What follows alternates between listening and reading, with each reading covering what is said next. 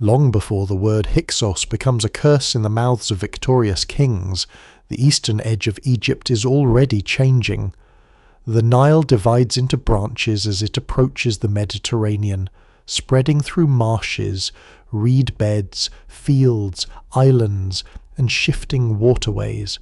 Along those channels, boats arrive from Sinai and the Levant carrying timber, oil, wine, copper, pottery, animals, tools, and people. Some visitors leave with the season, others remain. They marry, build houses, bury their dead, worship familiar gods beside Egyptian ones, and raise children who know the Delta not as a foreign shore, but as home. The transformation is gradual enough to escape the drama of later legend. No single army appears on the horizon. No sudden trumpet announces the arrival of a new people. Instead, power changes quietly, one harbour, one household, and one generation at a time. Before we go deeper, take a moment to like the video and subscribe, if this is the kind of history and mystery you enjoy. Because this story is not about a simple invasion. It is about what happens when migration, commerce, political weakness, and cultural adaptation overlap inside a kingdom that still believes itself eternal. For centuries, Egypt has imagined order as something anchored by the king. The pharaoh stands at the center of the world, guardian of Ma'at, the principle of balance and proper arrangement. Yet royal ideology is always cleaner than political reality. By the later Middle Kingdom, central rule is under strain. Scholars still debate the causes. Court succession may have become unstable. Provincial authority may have strengthened. Economic systems may have fragmented. Administrative reach may have weakened unevenly rather than collapsing. Climate and Nile conditions may also have contributed to local hardship, although no single environmental explanation fully accounts for the political transformation. What survives suggests not one dramatic fall, but a thinning of royal control across different regions at different speeds. That distinction matters. The rulers who later rise in the Eastern Delta do not defeat a unified Egypt at the height of its power. They emerge when Egypt is becoming several political landscapes at once. In the south, Theban rulers develop their own ambitions. In Middle Egypt, local centers retain influence. At Abydos, evidence suggests royal authority may have been more complicated than surviving king lists admit, with poorly documented rulers occupying spaces between better-known dynasties. The surviving king lists are damaged and selective. The second intermediate period is therefore less a blank interval than a crowded field of competing claims. The Eastern Delta is difficult for any central government to control. It is open towards Sinai and Western Asia, threaded by water routes, and tied to networks older than the Hyksos themselves. Egyptians have traded with Levantine ports for generations. Foreign soldiers, craftsmen, sailors, servants, merchants, and administrators are not unknown in the Nile Valley. The state has long used outsiders when useful.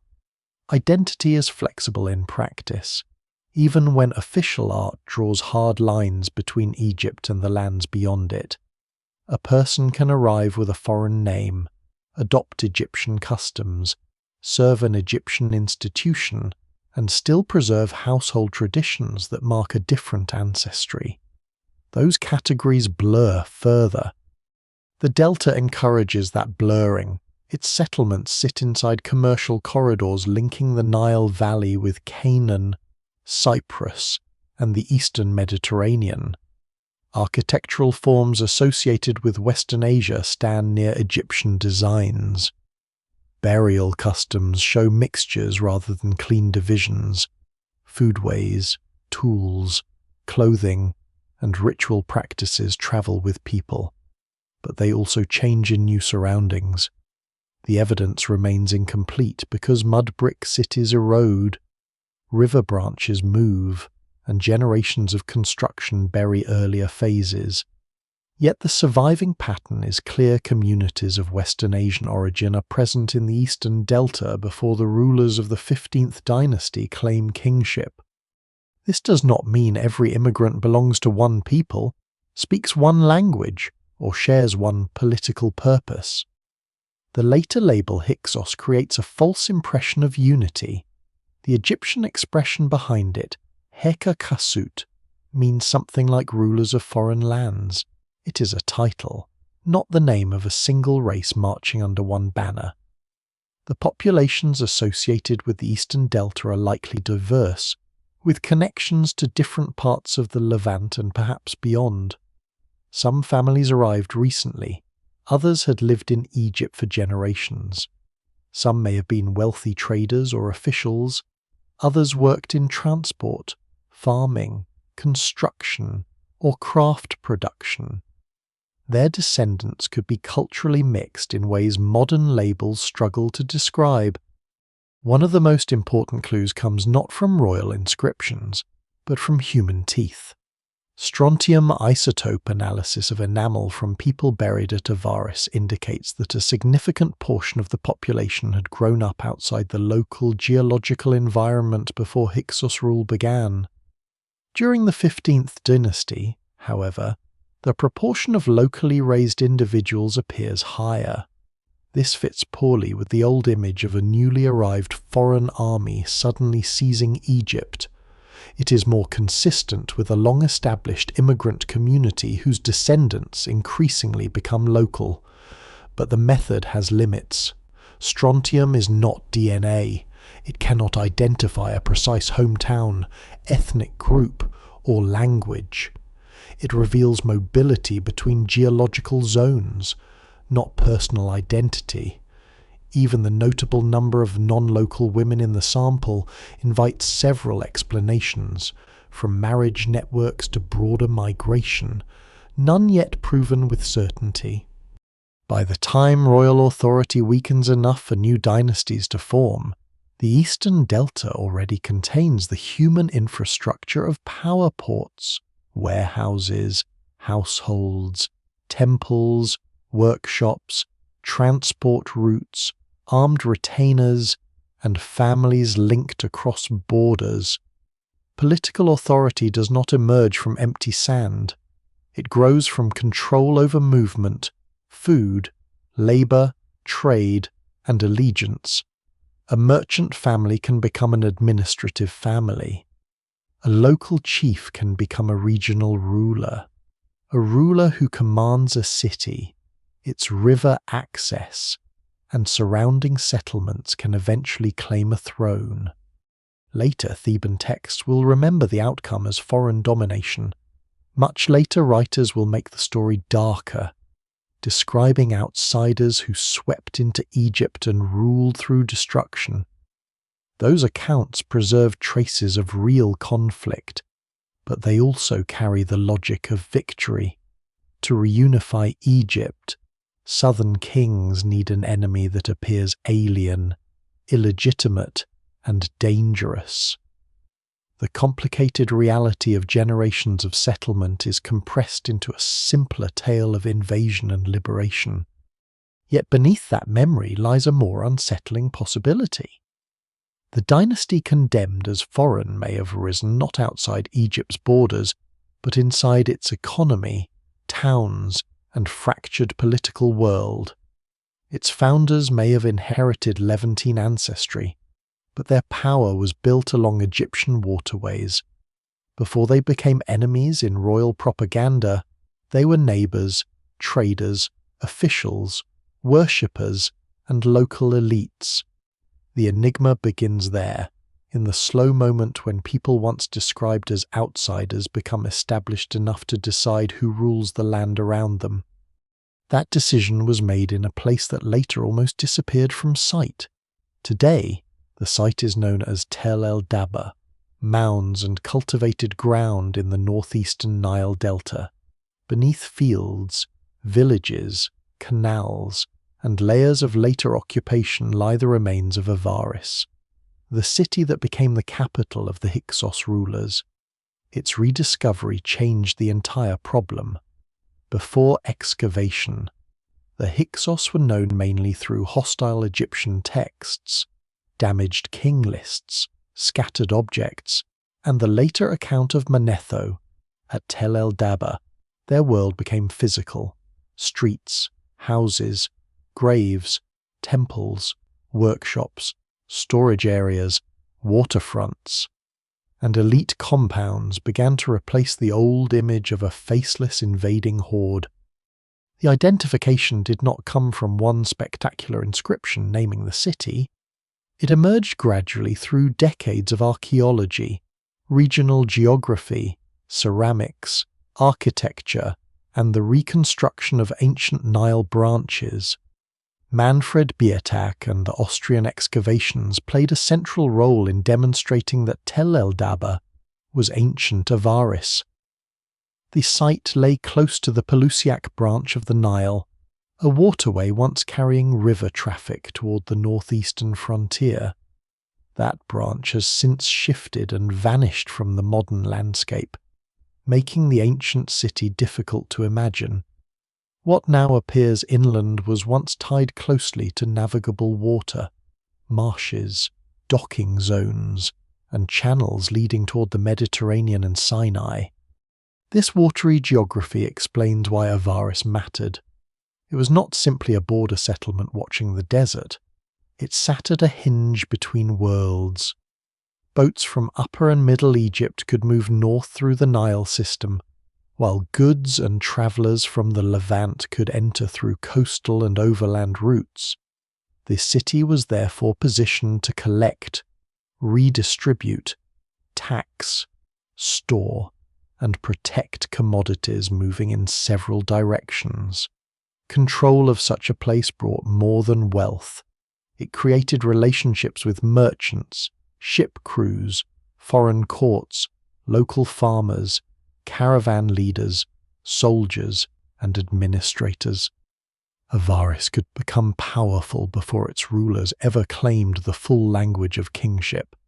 Modern research suggests an urban zone of roughly 260 hectares, though boundaries and phases remain under study. That scale is important. Avaris was not a compact fortress suddenly planted on Egyptian soil. It was a large, changing city built across a landscape of river branches and settlement districts. Some areas held ordinary mud brick houses with courtyards, ovens, storage rooms, and working spaces. Others contained cemeteries in which burial customs reveal connections with Western Asia. Temples served communities whose religious practices could draw from both Egyptian and Near Eastern traditions. Palatial zones and administrative buildings appeared as authority became more concentrated. Harbours and river access linked all of these districts to the wider region. Archaeology in the Delta is unusually difficult. Stone monuments survive badly when valuable blocks are removed for reuse, while mud brick can dissolve into soil after centuries of rain, irrigation, cultivation, and flooding. Ancient channels migrate, modern canals cut through old deposits, villages and farms cover areas that cannot simply be cleared. Excavators often reconstruct the city from foundations, pottery fragments, animal bones, botanical remains, burial architecture, and subtle changes in soil. The resulting picture is powerful but never complete. Entire neighborhoods may have vanished, while surviving remains can belong to different centuries stacked almost directly above one another. Stratigraphy therefore becomes a kind of slow-motion history. A wall is built, repaired, abandoned, and crossed by another wall. A house gives way to a larger residence. A burial ground expands, then is covered by later construction. Imported pottery becomes common in one phase and scarce in another. Egyptian forms appear beside Levantine ones, then combine in unexpected ways. These changes allow archaeologists to trace the growth of Avaris long before the 15th Dynasty, through the period of Hyksos rule, and into the early 18th Dynasty after the city lost its status as an independent capital.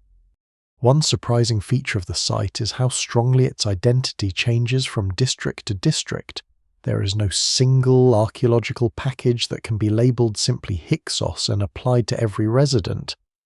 A household might use cooking vessels associated with one tradition while following burial customs linked to another.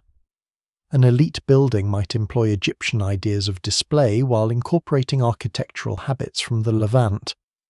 Religious deposits could include animal remains and feasting practices with parallels outside Egypt, yet occur within a city whose rulers adopted Egyptian royal titles. The city looks less like an isolated foreign colony than a place where identities were negotiated through daily life. The location also helps explain why later Egyptian memory found Avaris so threatening. A ruler based there could command access to the eastern frontier and influence routes toward Canaan. He could draw resources from delta agriculture while maintaining connections beyond Egypt. From the perspective of Thebes, far to the south, Avaris was not merely another regional capital. It was a rival centre controlling the gateway through which armies, metals, timber, prestige goods, and information entered the country. Geography made political separation possible and eventually made confrontation difficult to avoid. Yet the city did not begin as the headquarters of an enemy state. Its earlier layers show development under Egyptian political conditions, with immigrant communities operating within the kingdom rather than outside it. That chronology is essential. It means the foundations of Hyksos power were laid during a long period when Avaris was already part of Egypt's economic system. The later dynasty inherited a city shaped by exchange, migration, and local adaptation. Its leaders did not need to create a capital from nothing. They gained control of a place that already possessed population, wealth, sacred institutions, skilled labor, and access to regional networks. Even the name Avaris reaches us through later evidence and linguistic reconstruction, rather than a perfectly preserved city archive. The surviving written record from the site is limited compared with the richness of its material remains. As a result, buildings often speak more clearly than the individuals. We can trace changing neighborhoods more easily than personal ambitions. We can see that elite authority expanded, but not hear the private negotiations through which it happened. Scholars still debate how particular archaeological phases correspond to named rulers and dynasties. The chronology has become increasingly refined, yet no excavation can recover every political step. What el-Daba has recovered is something more fundamental: the setting in which those steps became possible. The Hyksos story no longer begins with an army breaking through Egypt's defences. It begins with a river city growing beneath the attention of royal history, drawing newcomers into its streets, connecting distant markets, and becoming indispensable to the Eastern Delta. Beneath the modern fields, Avaris reveals that the so-called foreign dynasty had a deep local foundation. The next clues do not come from conquered walls, but from the people buried around them and the objects they chose to carry into death. The graves around Avaris deepen the mystery because they preserve lives more complicated than the categories later imposed upon them. Some burials follow customs with strong parallels in the Levant. Bodies are placed in contracted positions rather than according to Egyptian elite traditions.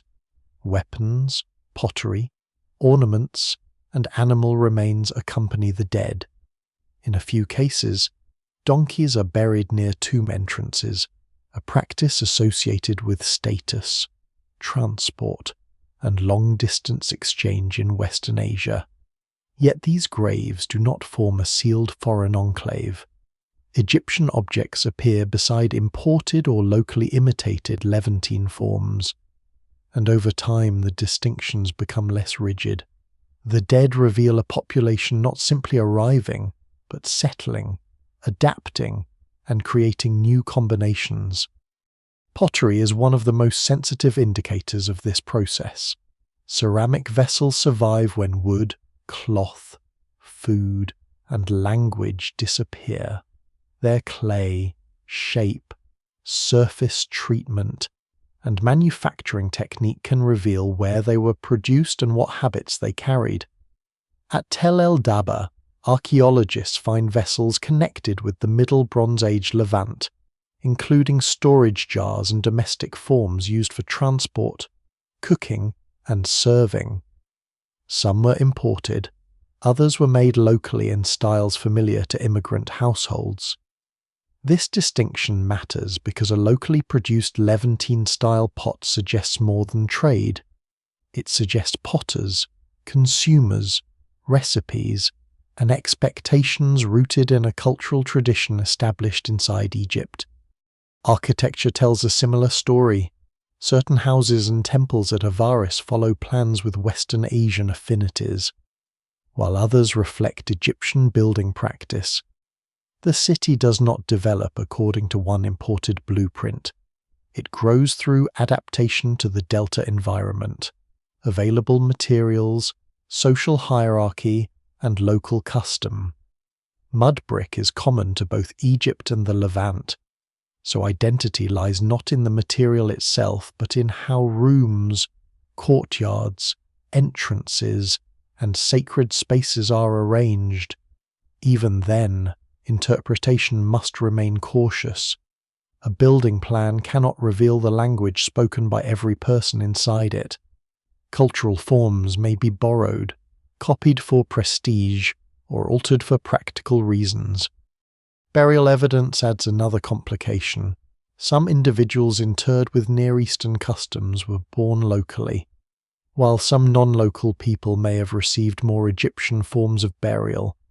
Isotopic studies show movement, but they do not map neatly onto grave style. Dental traits suggest biological diversity rather than a single homogeneous population. Together, the evidence implies that ancestry, birthplace, and cultural practice did not always align. A person could have grandparents from the Levant, be born in the Eastern Delta, serve an Egyptian administration, and still be buried with objects recalling family traditions. Another might arrive from elsewhere and adopt local practices rapidly. Modern labels demand sharper borders than ancient lives necessarily possessed. Names, where they survive, strengthen the impression of diversity. West Semitic names appear in Egyptian records before and during Hyksos rule, but names can change across generations, and scribes often render foreign sounds imperfectly. A name may indicate family background, religious allegiance, or inherited memory, yet it does not define political identity. The people later grouped under the Hyksos label may have included communities from different regions, along with Egyptians connected to them through employment, marriage, patronage, or military service. Urosh Matic has emphasized that even the forces associated with Hyksos rulers may have been ethnically mixed. The Theban image of a unified foreign enemy is therefore likely an ideological simplification. Weapons found in the Eastern Delta also require careful handling. Daggers, spearheads, axes, bows, and other military equipment show connections across the Eastern Mediterranean world, but no single weapon proves conquest. Technology travels through trade, mercenary service, diplomacy, imitation, and local innovation. The famous duckbill-shaped axe and other Near Eastern forms can signal contact and adaptation, without demonstrating that one ethnic army possessed an overwhelming advantage. Later narratives often credit the Hyksos with introducing every decisive military technology to Egypt, including the horse-drawn chariot. The archaeological chronology is more complicated. Horses and chariot warfare become increasingly important around this period, but scholars still debate the exact mechanisms, dates, and agents of transmission. Artistic evidence is equally hybrid. Scarabs, seals, decorative motifs, and elite objects combine Egyptian royal imagery with names or styles associated with Western Asia. Hyksos rulers eventually use Egyptian titulary and present themselves through pharaonic forms. This is not merely camouflage. Kingship in Egypt has a sacred grammar. To rule effectively, a dynasty based at Avaris must speak through temples, titles, administrative practices, and symbols that local subjects recognize. At the same time, certain deities and motifs retain connections to the Levant. The storm god Bel, for example, finds a point of correspondence with the Egyptian god Seth, whose cult becomes particularly significant at Avaris. Such identifications allow religious worlds to overlap without becoming identical. One striking feature of this cultural mixture is its persistence. Practices associated with Western Asian communities do not vanish immediately when Hyksos political rule ends. Archaeological evidence suggests that some rituals, settlement patterns, and populations continue into the early 18th Dynasty. Political defeat, therefore, cannot be equated with total expulsion. A victorious royal inscription may speak as if an enemy has been erased. While households remain, workshops continue, and sacred customs adapt under new authority. Conquest changes who commands the palace more quickly than it changes families living around it. The evidence also warns against imagining a steady, peaceful march toward integration. Avaris was a large city with social divisions, competition, and unequal access to power. Immigrants may have arrived under different circumstances. Some were likely merchants or specialists with useful connections. Others may have entered as labourers, dependents, captives, or soldiers. The archaeological record rarely preserves their individual voices. Rich tombs are easier to see than modest lives, and elite architecture can dominate interpretation. What survives suggests opportunity for some, vulnerability for others, and a city whose growth rested on many kinds of work. Over generations, however, the material signs of residence become unmistakable. Imported objects are joined by local imitations. Foreign-style houses become part of an Egyptian urban landscape. Burial customs change as families put down roots. Biological and isotopic evidence points to mobility followed by increasing local birth. These patterns do not identify the exact founders of the 15th Dynasty, and the evidence remains incomplete. But they make one conclusion difficult to avoid: the people from whom Hyksos power emerged had been woven into the Eastern Delta long before their kings became the enemies of Thebes. Their rise was therefore not the moment foreigners first entered Egypt. It was the moment one part of a mixed society gained enough authority to redefine itself. The graves, vessels, buildings, and weapons do not show a single people waiting outside the border. They show generations living within it, accumulating wealth, connections, memory, and influence. The question now is how those embedded communities crossed the final distance between belonging to Egypt and ruling part of it. The distance between influence and kingship is rarely crossed in a single step. At Avaris, authority likely accumulated through control of people, routes, storage, and protection long before anyone there claimed the full status of pharaoh. The Eastern Delta was already economically distinct, culturally mixed, and difficult for a weakening central court to supervise. As royal power thinned, local leaders could take over functions once performed in the name of a distant king. They organized labor, managed supplies, guarded waterways, negotiated with neighboring regions, and commanded armed followers. When such responsibilities become permanent, administration begins to resemble government. When government no longer answers effectively to a higher power, a regional ruler can begin to act like a sovereign. The surviving chronology is imperfect, but the broad political setting is clear. During the Second Intermediate Period, Egypt was not governed from one uncontested capital. Several dynasties and regional courts existed at overlapping times, each controlling different territories with varying degrees of independence. In the north, rulers associated with Avaris established what historians call the 15th Dynasty.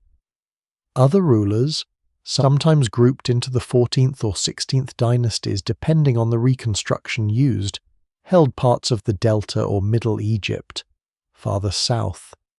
Thebes developed its own royal line.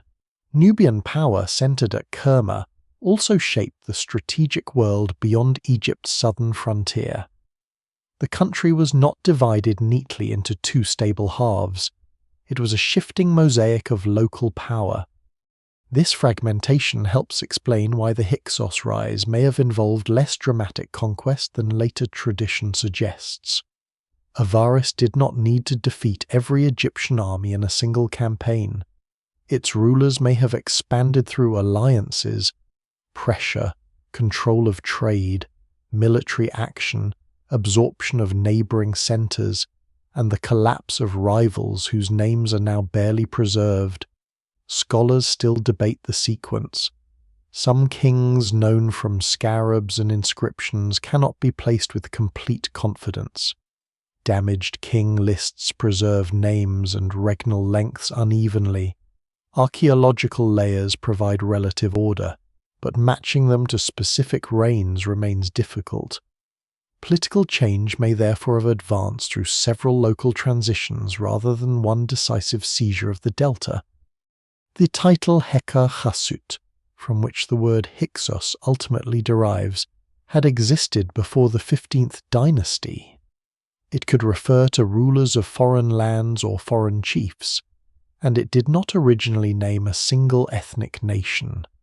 When later applied to the kings at Avaris, the title emphasized their foreign associations from an Egyptian perspective. Yet these rulers did not govern as outsiders indifferent to Egyptian tradition. They adopted royal names, throne names, scarab seals, court titles, and administrative forms drawn from pharaonic kingship. They presented themselves as legitimate kings within the political language of Egypt, even while their ancestry, networks, and cultural environment connected them strongly to Western Asia. Among the best-known Hyksos rulers are Kian and Apophis, though even their reigns raise unanswered questions. Objects bearing Kian's name have been found far beyond Egypt, including in the Levant and at sites connected to the wider Eastern Mediterranean. These finds suggest diplomatic exchange, trade, or the circulation of the royal gifts, but they do not prove that he ruled every place where his name appeared. Apophis, remembered in Theban accounts as a major enemy, seems to have ruled for a substantial period. He used Egyptian royal titulary and appears in records that show a functioning court, scribal culture, and diplomatic world rather than a temporary military occupation. The Hyksos kings probably controlled much of the northern delta and exercised influence farther south, but the exact boundaries changed over time. Fortresses, river routes, and dependent towns mattered more than modern-style borders. A ruler who controlled a strategic channel or fortified settlement could regulate movement without occupying every village. Local elites may have retained authority under Hyksos supremacy, paying tribute or acknowledging Avaris while managing their own communities. Such arrangements were common in Bronze Age states, where sovereignty often depended on personal loyalty, military reach, and access to resources rather than uniform administration across a mapped territory. Relations between rival kingdoms were not constant warfare. Trade continued across political divisions. Messengers travelled. Goods moved through contested zones. Officials negotiated practical arrangements, even when courts regarded one another as competitors. The Theban kingdom in the south may at times have paid dues or accepted limits imposed by northern power, though the evidence is filtered through later claims of resistance and liberation. Meanwhile, Avaris maintained connections toward the Levant, and Thebes interacted with Nubia, sometimes facing the dangerous possibility that northern and southern rivals could coordinate against it. Egypt's division created both barriers and channels, conflict and dependency. The Hyksos court also depended on Egyptian subjects. Its taxes came from Egyptian land. Its scribes worked within Egyptian administrative habits. Its temples occupied Egyptian sacred space. Its craftsmen used local materials and techniques, even if members of the ruling elite preserved Levantine traditions. They could not rule the Delta without broad participation from people whose families had long lived there. This makes the phrase foreign dynasty both useful and misleading. The dynasty's origins and identity distinguished it from older Egyptian royal houses, but its power was thoroughly embedded in Egyptian society. One lesser-known clue to the complexity of this rule lies in the way royal names and titles circulate on small objects. Scarabs could travel through trade, administration, gift exchange, imitation, or later reuse. A name stamped on a seal does not always mark direct political control. It may signal prestige, commercial reach, or bureaucratic practice. For historians, this creates a map full of suggestive dots but uncertain lines. The record shows that Hyksos rulers participated in a broad world of exchange, yet the precise scale of their authority remains debated. Nor should the 15th dynasty be imagined as static. Its court, territory, and alliances likely changed across roughly a century of rule, though proposed chronologies vary. Recent stratigraphic arguments favour a duration near 105 to 112 years, close to the traditional figure of about 108 rather than much longer reconstructions. Even that estimate remains part of an active chronological debate. During those generations, people were born under Hyksos kings, worked under their officials, worshipped in their temples, and died without having known a unified Egypt. That normality is perhaps the most important fact. Later victory texts make Hyksos rule seem like an unnatural interruption. For those living in the Eastern Delta, it was a political order with routines, institutions, obligations, and opportunities. Avaris was not merely a camp of conquerors waiting to be expelled. It was a capital, and its rulers were not pretending to be kings. Their legitimacy was contested, but their government was undeniably real. They had become kings in a divided Egypt, using the resources of the land around them and the language of the civilization they now claim to govern.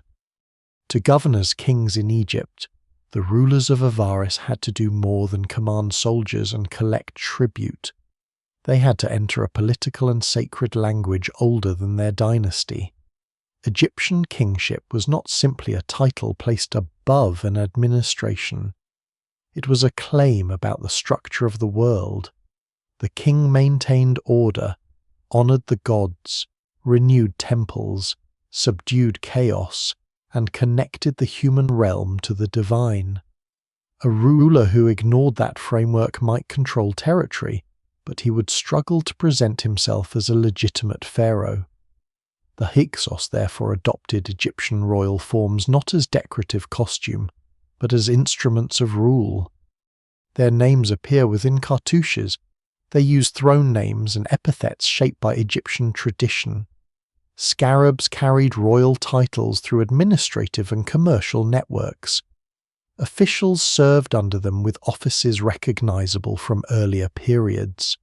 Scribes wrote in Egyptian, and seals moved through systems of storage, taxation, and authority that depended on established bureaucratic habits. These practices show adaptation at the highest level. Yet adaptation did not require total cultural surrender.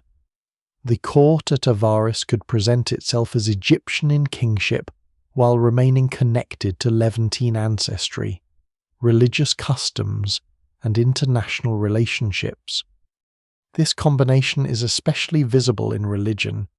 Seth, one of Egypt's oldest gods, became closely associated with Avaris.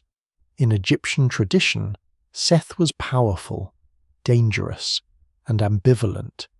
He could represent desert, storm, disorder, and violent force.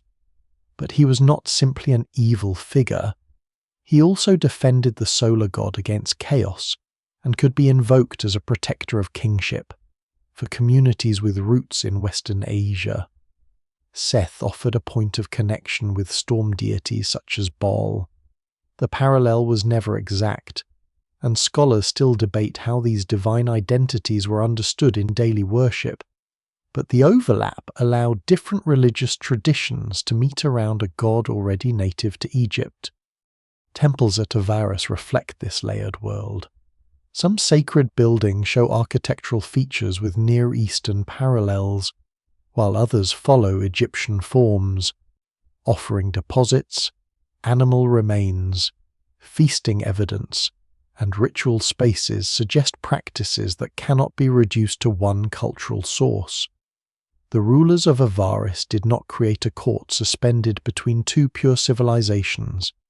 They governed within a city where cultural boundaries had already been crossed for generations. Their royal religion emerged from that environment. It was Egyptian enough to support pharaonic claims and distinctive enough to preserve the identity of the ruling center. Hyksos kings also drew legitimacy from royal imagery. A ruler such as Kian could send or exchange objects bearing his name far beyond the Nile Delta. Apophis could adopt different throne names during his reign, a practice with precedence in Egyptian kingship and possible political significance. The exact reasons remain uncertain. A name change might mark a new ideological emphasis, a shift in territory, or a response to changing circumstances. Whatever the motive, it shows a court attentive to the symbolic power of Egyptian titulary. These rulers were not outside observers imitating a civilization they barely understood. They were participants in its political culture. At the same time, their legitimacy was not accepted everywhere. A king can use the forms of pharaoh without persuading every rival that his rule is rightful. Theban rulers in the south eventually cast the Hyksos as foreign usurpers, and later Egyptian memory amplified that judgment. Yet political hostility should not be mistaken for evidence that Hyksos kings were administratively alien to the Delta. Their reigns lasted long enough to create generations of subjects accustomed to their authority. Temples functioned, goods circulated, estates produced food, and officials enforced decisions. Legitimacy was not a single national opinion. It was experienced differently in Avaris, in provincial towns, at Thebes, and along the frontier. One of the quieter signs of Egyptianization appears in scribal culture, mathematical, medical, literary, and administrative knowledge in ancient Egypt depended on trained specialists working within institutions. Although surviving manuscripts cannot always be tied directly to a specific Hyksos court office, later traditions associate the reign of Apophis with the copying or preservation of important texts. Such claims must be treated cautiously because manuscripts can preserve older compositions and later copies. Still, they remind us that the 15th Dynasty belonged to a literate state. Its rulers relied on Egyptian expertise and helped sustain systems that outlived them. The palaces of Avaris make the same point in architectural form. Recent reconstruction work has identified multiple elite complexes built and altered across different phases. These were not merely fortified residences for foreign chiefs. They contained spaces for ceremony, administration, storage, reception, and controlled access. Their plans combined influences rather than reproducing a palace from one homeland. The buildings reveal a court inventing itself through architecture, borrowing from Egyptian and Near Eastern concepts of elite space. Walls directed visitors, courtyards staged hierarchy. Entrances separated ordinary movement from royal presence. Power became visible in brick, timber, plaster, and controlled approach. Even the court's foreign connection strengthened its claim to kingship. Bronze Age rulers were expected to participate in networks of exchange, diplomacy, marriage, and gift-giving. Imported goods did more than satisfy luxury. They demonstrated access to distant resources and powerful partners. Cedar, metals, oils, wine, crafted vessels, and prestige objects could be redistributed to officials and temples, binding followers to the palace. Avaris was exceptionally well placed for this role. Its rulers could present themselves as masters of a gateway between Egypt and the Eastern Mediterranean, turning geographic position into royal authority. The evidence also cautions against imagining a court divided neatly between foreign rulers and Egyptian servants. Elite households were likely interconnected through patronage, marriage, office, and shared ritual, although the surviving record rarely preserves those relationships by name. Yet their kingship remained hybrid in a way later ideology found uncomfortable.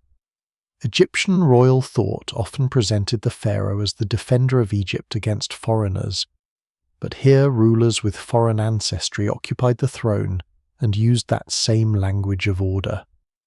They did not abolish the distinction between Egypt and the outside world. They positioned themselves above it, by claiming Egyptian titles while controlling international networks. They made foreign connection a source of strength rather than shame. This may be why later memory worked so hard to simplify them.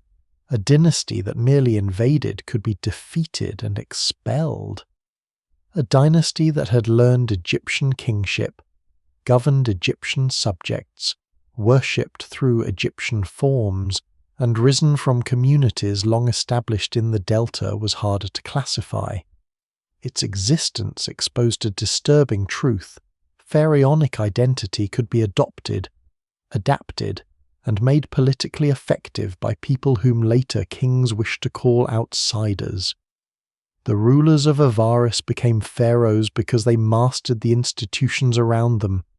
Their ancestry made them foreign in hostile memory, but their power depended on how deeply they had become part of Egypt. Beyond the palace walls, Avaris lived by the rhythm of water, labor, and exchange. Its streets did not belong only to kings, officials, and foreign envoys. They belonged to bakers tending ovens, potters shaping vessels for kitchens and cargo, boatmen guiding hulls through narrow channels, herders moving animals between pasture and settlement, and labourers carrying baskets of grain into storage rooms. The city's importance came from these movements. Royal power could command them, tax them, and display the wealth they produced, but it could not exist without them.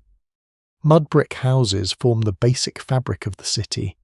Their walls held courtyards, sleeping spaces, work areas, ovens, bins, and small storerooms.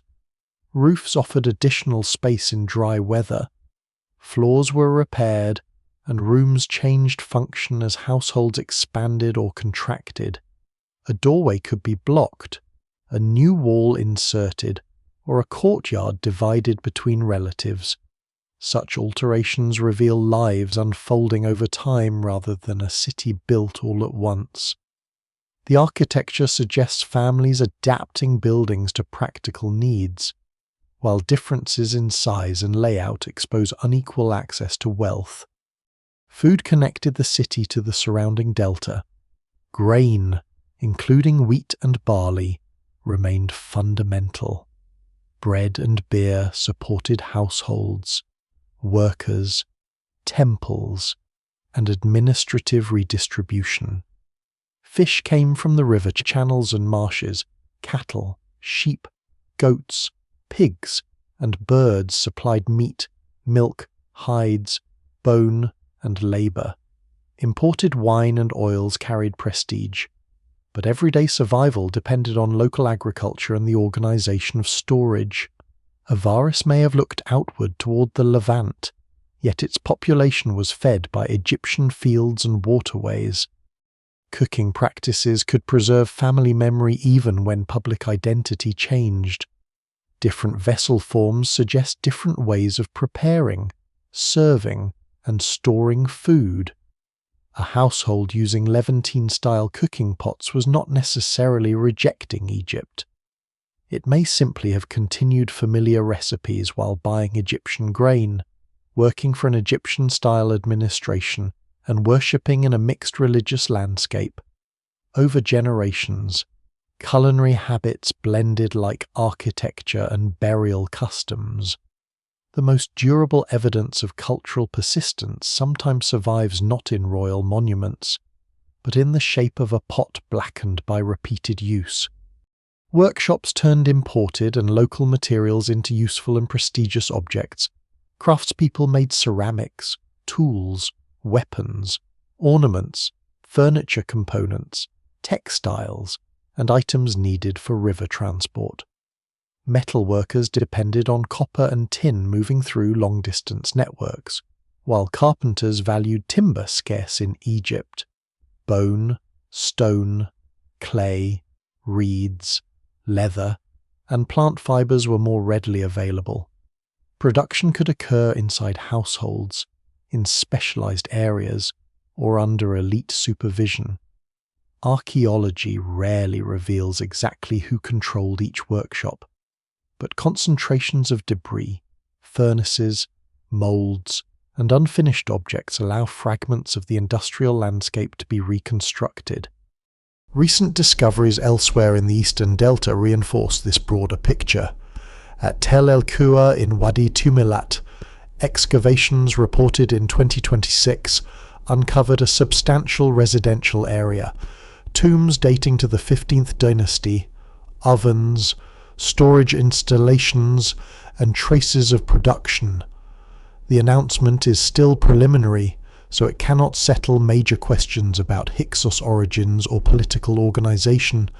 It does, however, show that life during this period extended beyond the capital into connected settlements where people lived, worked, stored goods, and buried their dead. Avaris was the dominant center of a wider regional system, not an isolated island of foreign rule. The population itself was probably multilingual. Egyptian would have been essential in administration and local dealings, while West Semitic languages or dialects may have remained common in families and among newcomers. Interpreters were likely valuable in trade and diplomacy, although the evidence for their daily work is sparse. Names, accents, dress, and religious habits could signal background. but people learned to move between social settings. A merchant negotiating with a Levantine crew might present himself differently in an Egyptian office or temple courtyard. Identity was situational as well as inherited. Markets brought those identities into constant contact. Grain, livestock, fish, pottery, cloth, oil, wine, timber, metal, tools, and luxury goods passed from hand to hand. Standardized weights helped merchants compare value across regions, and finds from el-Daba show that systems of measurement participated in wider Eastern Mediterranean exchange. A weight is a small object, but it represents trust, enforcement, and shared expectation. Trade requires people to agree, at least temporarily, on what a quantity is worth. The palace could supervise such agreements, yet much of the city's commerce depended on repeated relationships among individuals. Religious life also extended beyond monumental temples. Households may have maintained small ritual spaces, protective objects, ancestral customs, and offerings tied to family tradition. Public cults connected worshippers to powerful deities and political authority, while domestic practice addressed illness, fertility, protection, and uncertainty. The evidence remains incomplete because offerings leave fewer traces than stone monuments. Still, animal deposits, feasting remains, figurines, amulets, and sacred architecture suggest that belief was woven into routines rather than confined to ceremonial occasions. Cemeteries stood close enough to the living city that memory remained part of the landscape. Tombs marked family status and affiliation, yet they also changed over time. Some burials included weapons or animals, others followed more Egyptian forms. Wealthier graves are more visible archaeologically, but most residents lived and died without elaborate monuments. Their absence from royal history should not be mistaken for insignificance. They built embankments, loaded boats, repaired houses, raised animals, ground grain, and maintained the material systems that allowed Avaris to function. Life in such a city was not automatically harmonious. Cultural diversity could create opportunity, but also competition, prejudice, and hierarchy. New arrivals may have relied on established kin networks. Local Egyptians may have benefited from trade or resented elite privilege. Officials could favor some groups over others. Wealth accumulated unevenly, and the palace's demand for labor and supplies placed burdens on households. Archaeology can identify differences in housing and burial, but it rarely preserves the emotions surrounding them. The image of cosmopolitan Avaris should therefore remain vivid without becoming romantic. What survives suggests a city accustomed to difference. Foreign ancestry did not prevent participation in Egyptian life, and Egyptian identity did not require isolation from the wider world. People borrowed tools, recipes, gods, names, and building habits because these things were useful, familiar, prestigious, or meaningful. They didn't wake each morning to perform a category. They worked, bargained, worshipped, worried about harvests, repaired leaking roofs, and watched boats arrive from places many would never see. This life gave the Hyksos kings their foundation. Palaces could proclaim authority, but the city beneath them supplied the taxes, crafts, sailors, food, information, and human connections that made authority effective. Avaris became powerful because it converted diversity into function. Its crowded neighborhoods were not merely the background to a royal dynasty. They were the mechanism through which that dynasty endured, and every boat leaving its channels carried the influence of this mixed city farther into the Eastern Mediterranean world. The influence carried by those boats did not end at the edge of the delta. Avaris belonged to a network that stretched east toward Canaan, north towards Cyprus, south along the Nile, and west through the wider Mediterranean exchange system. Its harbour connected different economic worlds, giving its rulers more than customs revenue. They gained information, alliances, raw materials, skilled people, and prestige goods. A city at such a crossroads could become politically powerful without first becoming territorially vast. It could shape events by deciding what moved, who received it, and under whose protection the movement occurred. The most visible traces of these connections are often ceramic. Storage jars from the Levant carried wine, oil, resin, and other commodities into Egypt. Cypriot pottery reached the delta through maritime exchange. Egyptian products travelled outward in return. Imported vessels carried meaning as well as cargo. Their shapes announced origin, and their contents could signal luxury, ritual use, or access to distant partners. A jar placed in a palace storeroom or elite tomb testified to relationships beyond the Nile. When local potters copied foreign forms, they showed that imported habits had become embedded in local demand. Weights provide another quiet but revealing clue. Merchants working across cultural boundaries needed agreed systems for measuring metal, grain, and other goods. Finds from el-Daba indicate participation in measurement traditions shared across the eastern Mediterranean and Near East. No royal inscription celebrates the adjustment of a balanced scale. Yet commerce depended on such precision. A trader had to trust the weight, the official who certified it, and the authority capable of punishing fraud. Standardization transformed exchange from occasional barter into a repeatable system. The palace converted commercial order into political power. Timber was among the most important imports. Egypt possessed palms, acacia, sycamore, and other useful woods, but large, straight beams suitable for ships and elite construction were scarce. Cedar and other high-quality timbers from the Levant carried strategic value. Copper came through networks reaching Sinai, Cyprus, and farther regions, while tin, necessary for bronze, followed even more complex routes whose paths remained debated. Oils, wine, resins, pigments, crafted vessels, and luxury items moved alongside raw materials. Each commodity brought people and obligations. Avaris was not simply a place where foreign goods appeared. It was a center where those goods were received, stored, redistributed, copied, taxed, and transformed into influence. A Hyksos ruler could reward an official with imported wine, provide metal to a workshop, dedicate exotic goods to a temple, or send Egyptian products outward as diplomatic gifts. Redistribution tied elites to the court.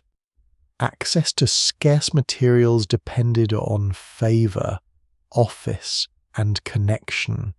A palace that controlled warehouses also controlled loyalty.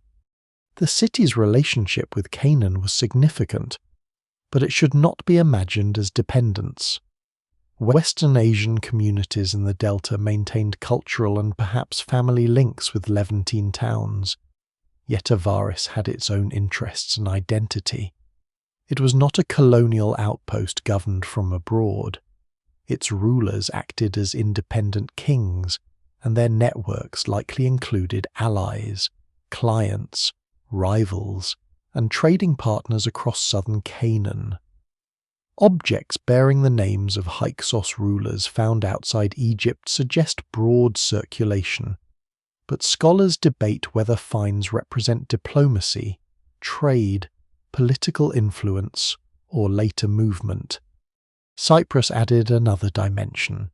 By the Middle Bronze Age and the transition toward the Late Bronze Age, Cypriot copper and pottery were increasingly important in Eastern Mediterranean exchange. Maritime routes connected island communities to Levantine and Egyptian ports.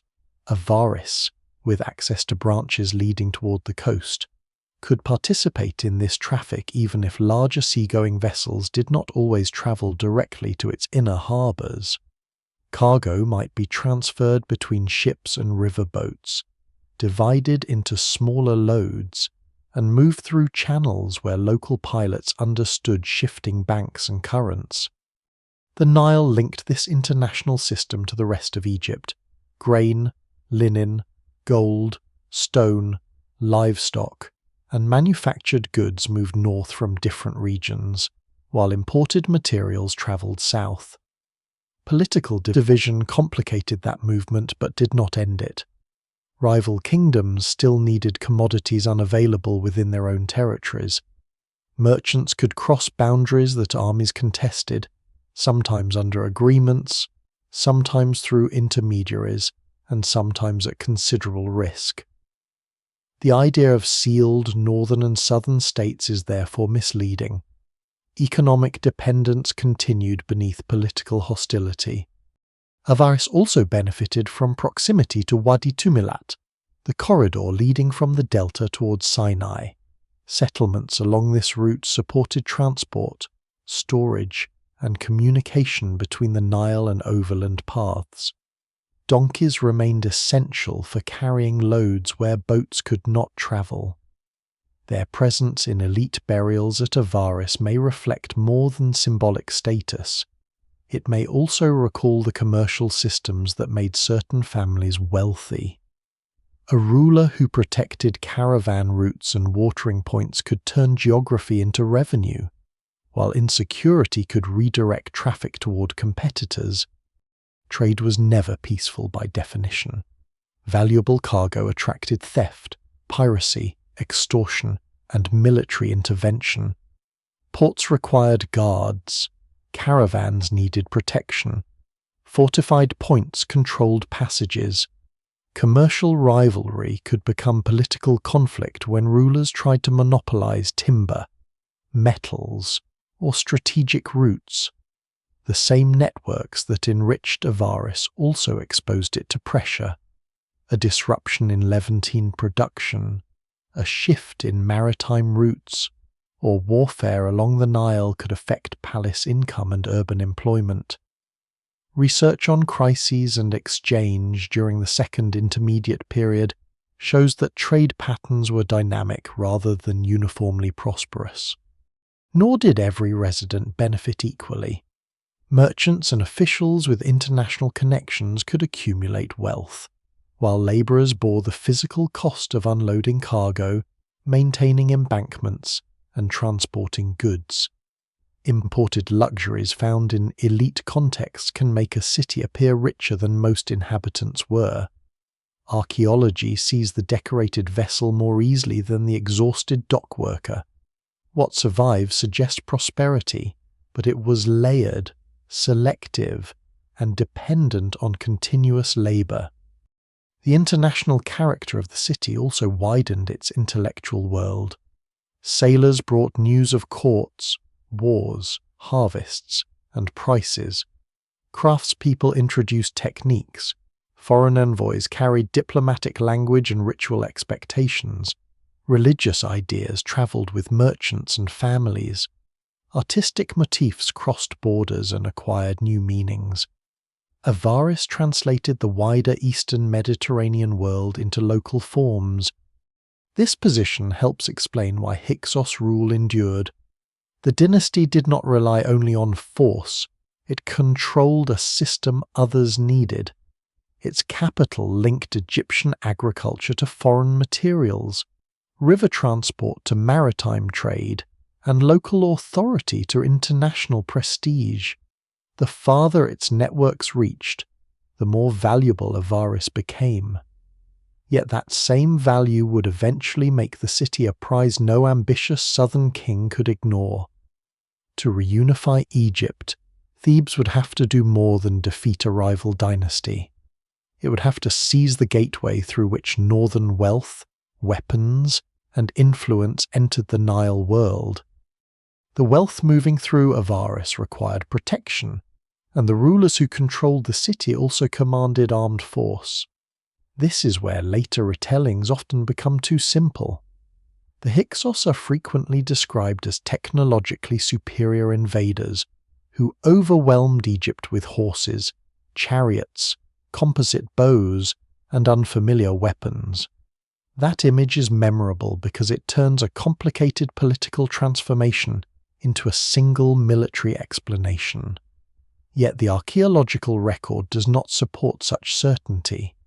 New technologies did matter during the Second Intermediate period, but scholars still debate when they appeared, how rapidly they spread, and whether the Hyksos introduced them, accelerated their use, or merely participated in a wider regional transformation already underway. The horse-drawn chariot is the most famous example. Chariots eventually become central to Egyptian warfare and royal display in the New Kingdom, but their earliest appearance in Egypt is difficult to date precisely. Horses were not native to the Nile Valley, and their arrival reflects contact with Western Asia. Avaris, with its Levantine connections, was an obvious route for that transmission. Even so, there is no surviving battlefield demonstrating that Hyksos chariot units suddenly shattered a traditional Egyptian army. The old story of an unstoppable chariot invasion rests more on later assumptions than direct evidence. Chariots themselves were expensive systems, not isolated inventions.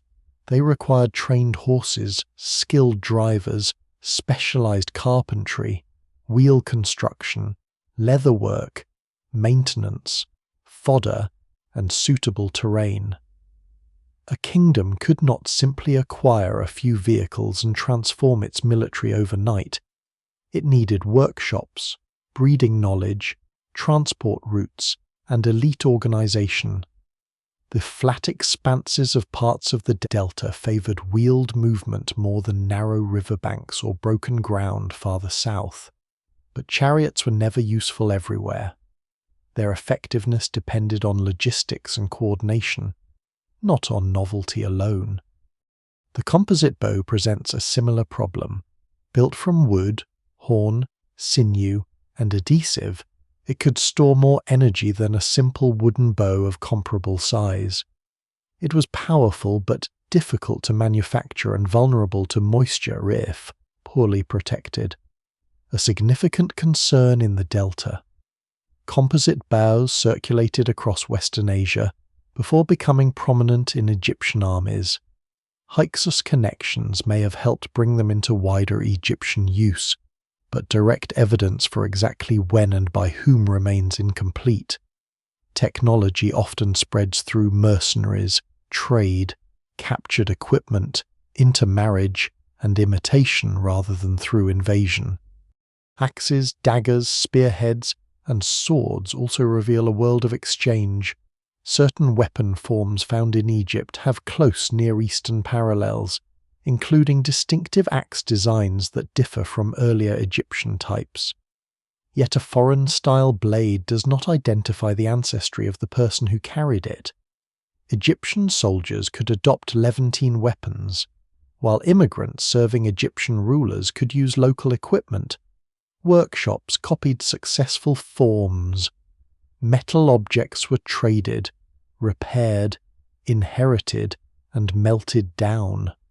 Archaeology preserves the weapon more readily than the identity of its owner.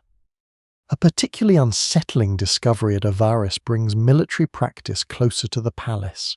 In pits outside an elite complex, archaeologists found severed right hands belonging to at least 12 adults.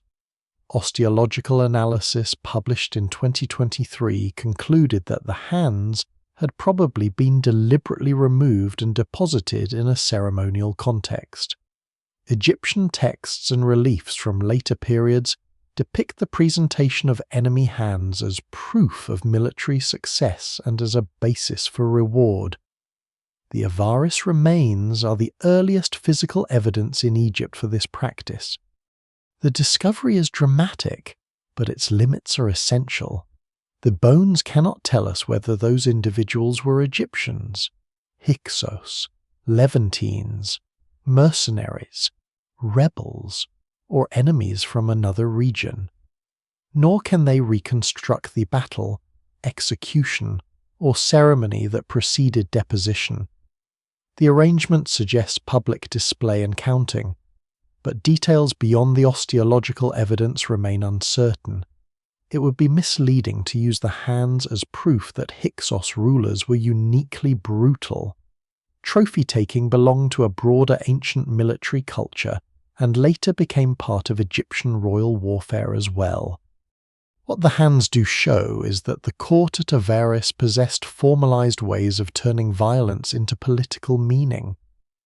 A severed hand was not merely a battlefield remnant. It could become evidence presented to authority, converted into honor, payment, or status. The palace judged victory and rewarded service. This suggests organized forces operating within an administrative structure, not an undisciplined foreign mob.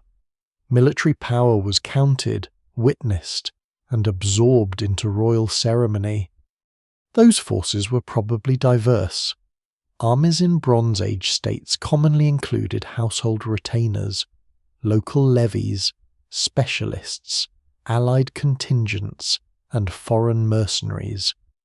The population of Avaris itself was mixed, so its military likely was as well.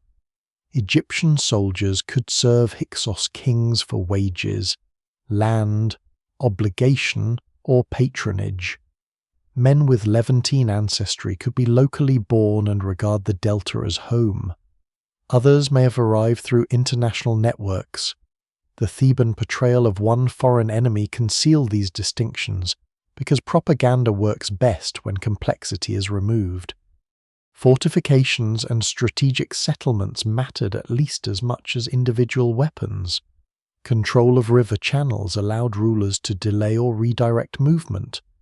Walls protected storage areas, harbours, and administrative centres. Garrisons at key points could regulate trade and warn of attack. Avaris also benefited from distance. Any southern army moving toward the eastern delta had to travel along the Nile, secure supplies, maintain boats, and pass through territory whose loyalties might be uncertain. Campaigns were logistical struggles before they became battles. The Hyksos military reputation may also have grown because the dynasty stood at the intersection of several martial traditions. Its rulers had access to Egyptian manpower and resources, Levantine equipment and contacts, and perhaps specialists accustomed to different forms of warfare. This did not make them invincible. It made them adaptable. Their strength came from combining systems, just as their city combined architectural, religious, and commercial traditions. Later, New Kingdom pharaohs would make chariots, composite bows, horses, and campaigns in Western Asia central to Egyptian imperial power. Because this military expansion followed the defeat of the Hyksos, later historians sometimes imagined a simple transfer. Foreigners brought superior weapons, Egyptians captured them, and a new age began. Reality was likely more gradual. Knowledge crossed borders before, during, and after the wars. Egyptian and Levantine soldiers learned from one another over generations. Workshops adapted imported techniques. Victorious kings inherited networks as well as equipment.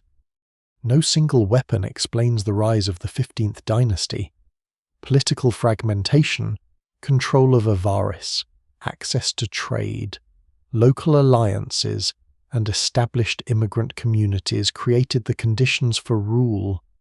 Military capability protected and expanded that power, but it did not create it from nothing. The Hyksos were dangerous to their rivals not because they possessed a magical technology, but because they commanded a wealthy city, organized armed force, and understood a world larger than the Nile Valley alone. Their weapons were part of the Enigma, but the people who carried them remain harder to define. Who, then, were the Hyksos? The question sounds simple only because later history made it so. Victorious Theban rulers needed a recognizable enemy, and much later writers preferred a single people with a single origin. Archaeology refuses that simplicity. At Avaris, birthplace, ancestry, language, burial custom, political allegiance, and cultural practice do not align in one clean pattern. The population was mixed before the 15th Dynasty, remained mixed during it. The rulers were linked to Western Asia, but the society beneath them cannot be reduced to a tribe that marched into Egypt together. Even the word Hyksos encourages misunderstanding. It descends from the Egyptian title Heka-Hasut, rulers of foreign lands. A title can describe status without naming ethnicity. Earlier Egyptian texts used related expressions for chiefs beyond the Nile Valley, and the term later became attached to the kings of the 15th Dynasty. It did not necessarily include every Levantine immigrant, every resident of Avaris, or every soldier serving the northern court. When modern accounts speak of the Hyksos as though they were a biologically uniform nation, they transform an administrative label into an ethnic identity the evidence does not support. Strontium isotope analysis provides a strong corrective. The chemical signature locked into tooth enamel during childhood reflects the geological environment in which a person obtained food and water. At Avaris, many individuals buried before Hyksos rule had non-local signatures, confirming substantial migration into the city. During the 15th Dynasty, a larger share of the sampled population appears to have grown up locally. This pattern is consistent with immigrant communities becoming established across generations. It does not resemble a newly arrived conquering population replacing everyone already present. Yet isotopes cannot identify a homeland with the precision popular summaries sometimes claim. Similar geological signatures can occur across broad areas. A non-local result shows that childhood took place outside the local Avaris zone, not that the individual came from one specific city in Canaan. A local signature does not reveal ancestry. The locally raised child of immigrant parents will appear local. Nor does the method identify language, religion, or political loyalty. It tracks movement through landscapes, not identity. The notable proportion of non-local women in the sample has generated interest. It may indicate marriage networks that brought women into Avaris, family migration, labor movement, elite alliance building, or several processes at once. No single explanation has been demonstrated. The pattern challenges the assumption that migration was dominated by male warriors. Women were central to the formation of the city's population, households, and cultural continuity. But turning that observation into a precise story of diplomatic marriages would go beyond the evidence. Dental morphology offers a different clue. Non-metric dental traits are small inherited variations in tooth form that can be compared statistically across populations. Research on individuals from Avaris found affinities with groups from the Near East, while also revealing considerable internal diversity. The results support biological connections beyond Egypt, but they do not isolate one pure ancestral source. Teeth preserve patterns of relatedness at population level. They do not issue passports to the dead. The Avaris sample looks like a community formed through migration and mixture, not a sealed lineage. Multi-isotope studies of diet and mobility add further complexity. Individuals buried near one another could have experienced different childhood environments or consumed different foods. Dietary patterns may reflect origin, occupation, wealth, household tradition, or changing access to resources. A person's life could include movement between regions, adaptation to new foods, and burial according to customs inherited from family rather than birthplace. Each technique reveals one dimension, and none can stand alone. Genetics may eventually transform the discussion, but direct genome-wide evidence identifying a Hyksos royal population has not yet established a clear answer. Preservation in Egypt's heat and humidity is difficult. Contamination is a concern, and politically significant burials are not always available for destructive sampling. It would therefore be inaccurate to say that DNA has proven the Hyksos were Levantine. The published picture relies heavily on archaeology, isotopes, skeletal and dental analysis, texts, and material culture. Texts are no less complicated. Personal names with West Semitic roots show that people connected to Levantine linguistic traditions lived in Egypt. Royal names such as Kion and Apophis have been examined for possible origins, while some rulers adopted thoroughly Egyptian throne names. But names travel across families and political settings. They can be translated, shortened, inherited, or deliberately chosen. An Egyptian name does not erase foreign ancestry, and a Semitic name does not prove recent immigration. Material culture also resists one-to-one interpretation. A Levantine-style tomb may belong to someone born in Egypt. An Egyptian scarab may be used by a newcomer.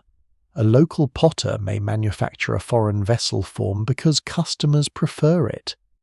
Religious practices can be shared across households of different ancestry. Objects reveal affiliation and habit, but people use them creatively. Culture is not carried like an unchanging bundle. This is why the idea of a single Hyksos race belongs more to later historiography than to the Bronze Age Delta. The ruling dynasty may have emerged from an elite with strong Western Asian ancestry and connections, yet its subjects included Egyptians, locally born descendants of immigrants, recent newcomers, and people from other regions. Its army was probably mixed. Its court depended on Egyptian scribes and institutions while maintaining broader Near Eastern networks. Political identity gathered these people under a ruler without making them biologically identical. A newer proposal by Manfred Bietak makes the problem still more intriguing. He has suggested that the immediate group behind Hyksos rule may have descended not simply from the long-established population of Avaris, but from Western Asian communities previously settled elsewhere in Egypt who later moved into the city and took power. This model could help explain changes in elite culture and architecture, but it remains a hypothesis under debate, not a final consensus. The archaeological sequence supports competing interpretations but prevents certainty. The most responsible answer, then, is also the least theatrical. The Hyksos were first a category of rulers, not the name of a uniform people. Their dynasty arose from a multicultural Egyptian borderland shaped by generations of mobility. Its leaders were connected by ancestry and culture to Western Asia, but their authority was built inside Egypt, among locally rooted communities and Egyptian institutions. The evidence does not dissolve their foreignness. It shows that foreignness had become layered, inherited, negotiated, and political. That ambiguity would later become intolerable to their enemies. Thebes needed to portray the northern rulers not as one possible Egyptian dynasty among several, but as outsiders whose authority violated the natural order. Before that ideological transformation was complete, however, the rival kingdoms still occupied the same river system. exchanged goods, watched one another's movements, and lived through long periods in which coexistence was as real as hostility. Coexistence between Avaris and Thebes was never simple peace, but neither was it constant war. For much of the Second Intermediate Period, rival courts shared the Nile without fighting continuously. Goods still moved between regions. Messengers carried demands, warnings, and formal language. Local officials negotiated access to routes, labor, and supplies. Traders crossed political boundaries because copper, grain, timber, livestock, and crafted goods remained useful regardless of who claimed kingship. The kingdoms watched one another, competed for loyalty, and prepared for conflict. Yet daily life often depended on practical accommodation. Thebes lay far to the south, separated from Avaris by distance, river travel, intermediate settlements, and uncertain political territories. Its rulers controlled a narrower region than later New Kingdom memory liked to suggest.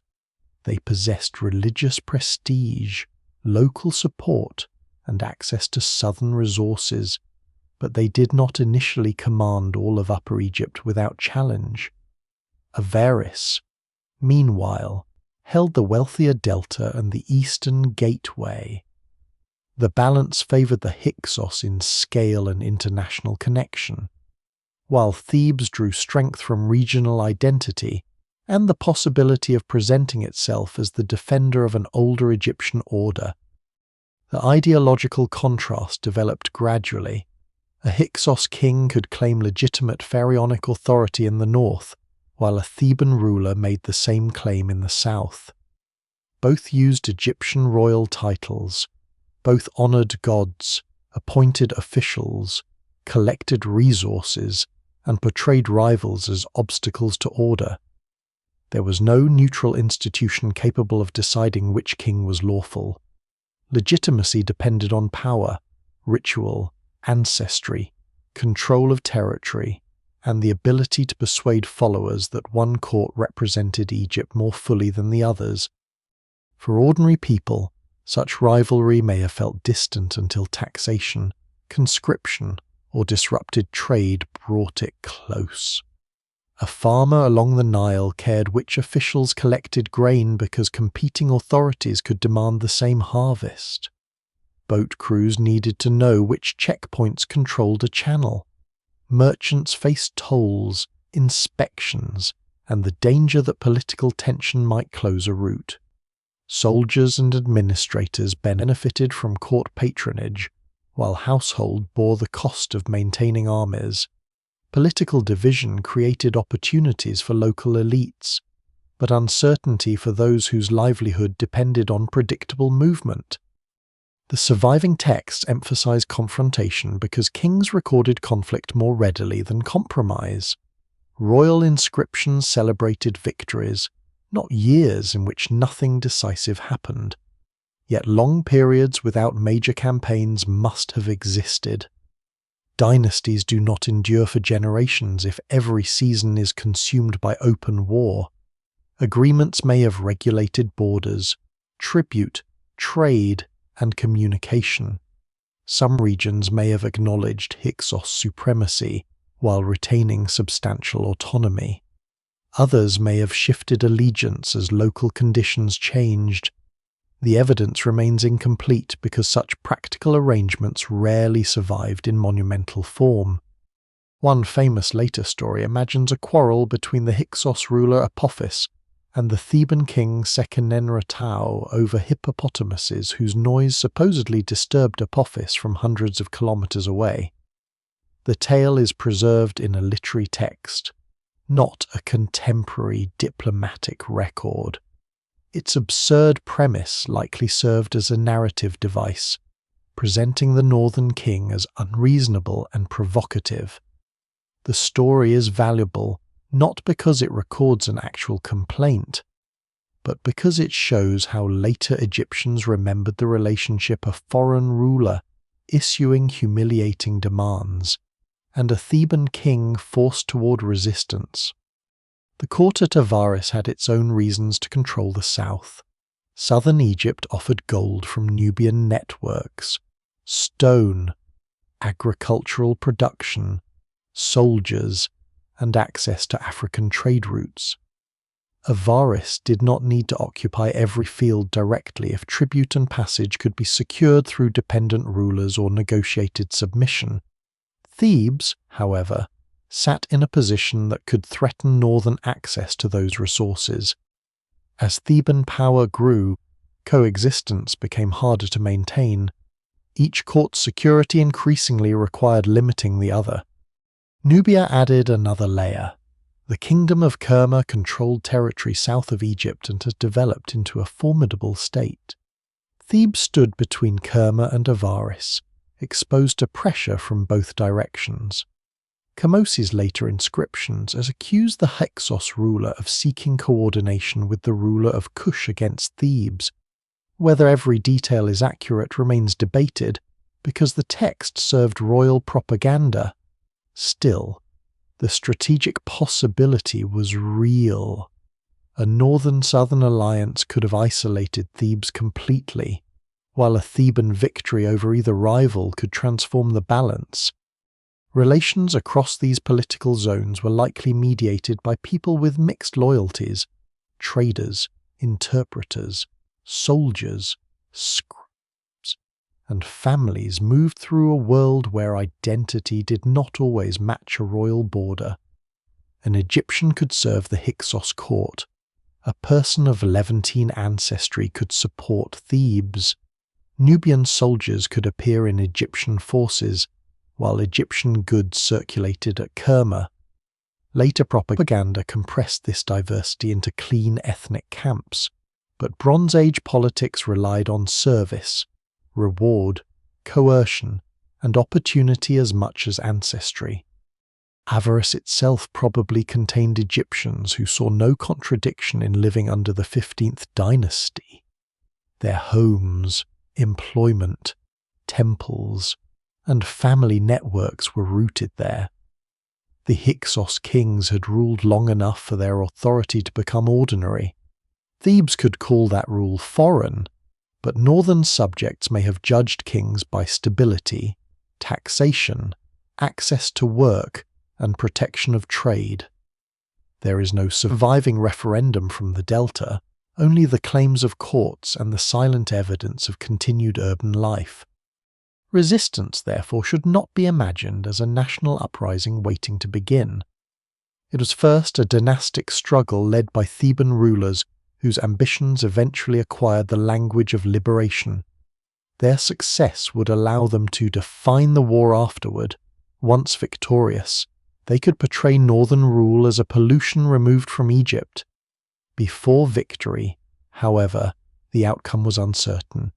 Thebes was one kingdom among several, and its kings risked defeat, capture, or isolation. The tension sharpened as local rulers tested limits. Fortresses became more important. River patrols monitored movement. Courts gathered intelligence through messengers and merchants. Supplies were stored for campaigns. Alliances were reconsidered. A dispute over tribute or passage could become a military encounter, while a successful raid could inspire a larger claim. The transition from coexistence to open war probably consisted of repeated escalations rather than one clear declaration. No single explanation fully accounts for why the balance finally broke. Theban rulers may have grown stronger through southern resources and military reorganization. Hyksos authority may have faced internal strain, economic pressure, or weakened control over dependent regions. Personal ambition mattered, as did the symbolic power of reunification. What survives in the record suggests that Thebes gradually transformed a regional rivalry into a moral cause. To defeat Avaris, it would not be enough to seize land. The southern court had to persuade soldiers, officials, and subjects that the northern dynasty was not merely another Egyptian kingship, but an enemy whose removal would restore the world itself properly. The moral cause fashioned at Thebes soon demanded blood. Seqenenretau stands near the beginning of the final struggle, but the surviving record refuses to turn him into a simple heroic figure. His mummy bears severe injuries to the head and face. Examined through modern CT imaging, the wounds were inflicted by several kinds of weapons, and the position of the body has led researchers to suggest that he may have died in battle, been captured and executed, or been killed while restrained. What can be said is that his death was violent and closely connected in later memory with the conflict against the Hyksos. The injuries are unusually concentrated. Blows struck the forehead, cheek, nose, and base of the skull. Some weapon shapes have parallels in axes, spears, and blades used during the period, including forms used in the Hyksos period. Yet matching a wound to a weapon type does not identify the hand that wielded it or reveal the location of the final encounter. The body was embalmed with care, though perhaps under difficult circumstances, and the embalmers concealed some injuries beneath packing material. Seqenenre was not abandoned. He was returned to a royal funerary system and transformed into an ancestor whose death could support Theban legitimacy. Later retellings make him the king who first refused humiliation, but the political reality was probably more gradual. Tension had already been building through disputes over territory, tribute, and access along the Nile. Seqenenre may have launched raids, defended Theban interests, or tested northern control. No contemporary narrative provides a complete campaign history. His importance lies partly in what his death made possible. A dead king marked by enemy weapons could become evidence that coexistence had failed and that the struggle demanded continuation. That continuation is associated with Chamos, the last ruler of the Theban 17th Dynasty. His surviving stelae present a king unwilling to accept a divided land. In their rhetoric, Egypt is trapped between a northern ruler at Avaris and the ruler of Kush to the south. Chamos describes himself as determined to break this confinement, reject the caution of advisors, and restore his authority.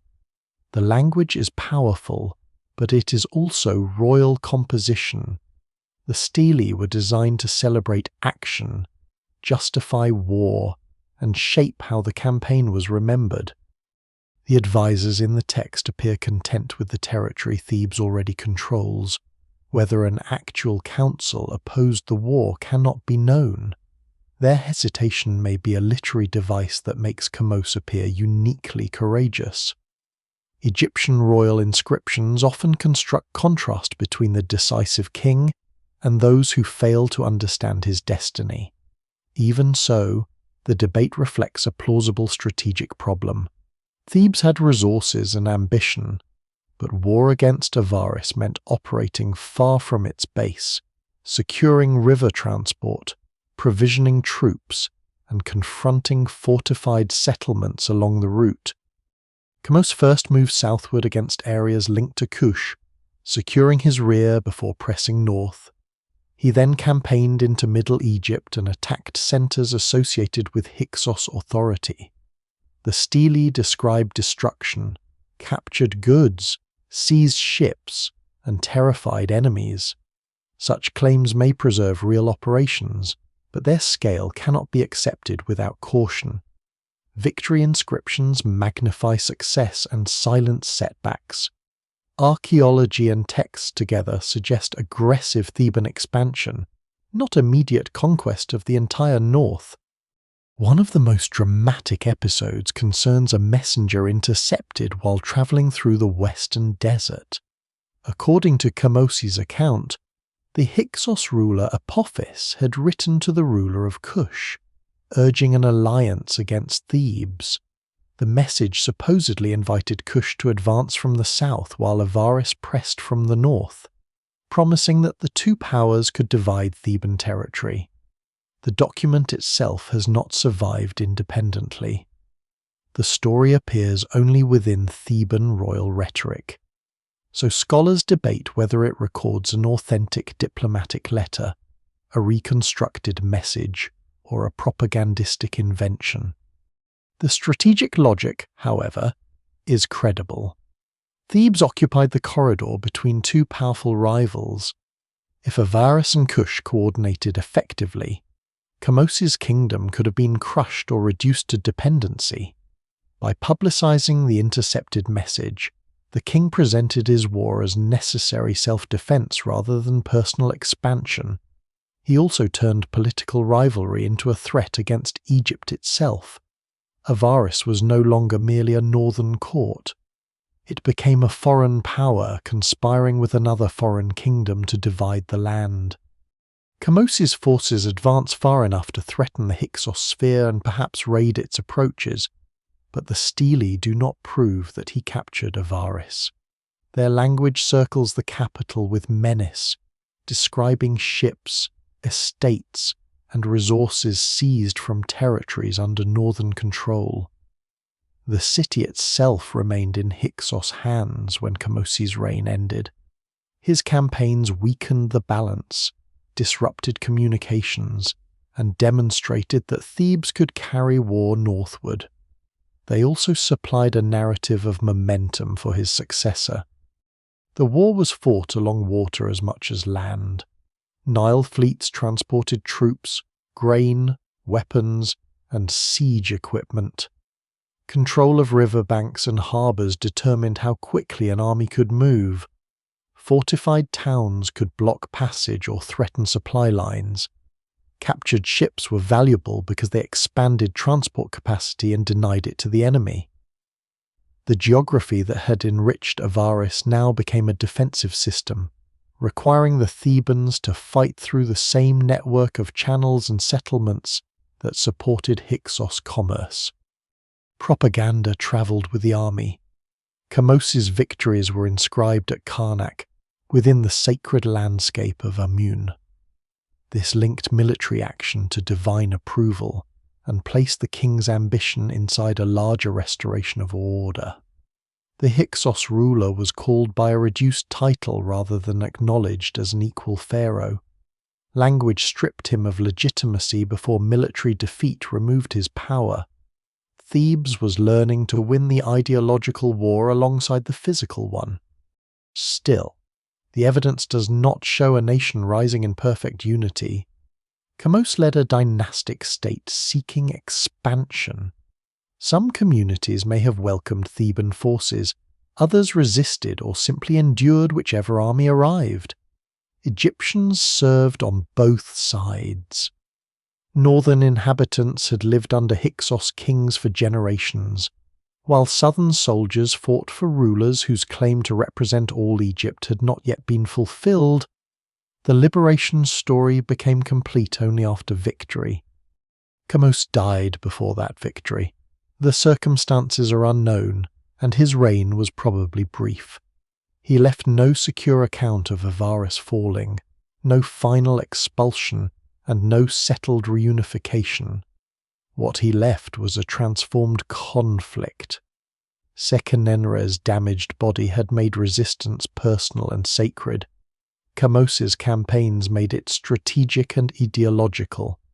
Thebes had broken the assumption that Hyksos supremacy could endure indefinitely. The road north remained defended, the capital remained powerful, and the outcome remained uncertain. But a new ruler would inherit troops, ships, experience, grievances, and a story in which the conquest of Avaris had become the necessary proof that Egypt could be whole again.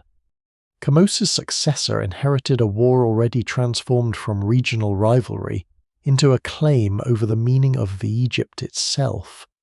That successor was Ahmose, the ruler later credited with completing the expulsion of the Hyksos and founding the 18th Dynasty. His victory would become the opening act of the new kingdom, but the surviving evidence is uneven. No continuous royal chronicle describes every campaign. Instead, the story must be rebuilt from later inscriptions. autobiographical tomb texts, archaeology, and the changing occupation layers of Avaris and southern Canaan. Ahmose may have come to the throne while young, with royal officials guiding the kingdom during his early reign. His mother, Ahotep, later received exceptional honours, and some scholars have suggested that she played an important role in stabilizing Thebes during the transition. The evidence does not allow a full reconstruction of her political actions, but the royal family clearly preserved continuity while the war continued. Thebes had already learned how to move troops and supplies northward. Ahmose inherited not a desperate local resistance, but an expanding military state. The final campaigns probably unfolded in stages. The Thebans needed to secure the Nile corridor, isolate northern strongholds, and prevent Avaris from drawing freely on its eastern connections. River fleets remained essential.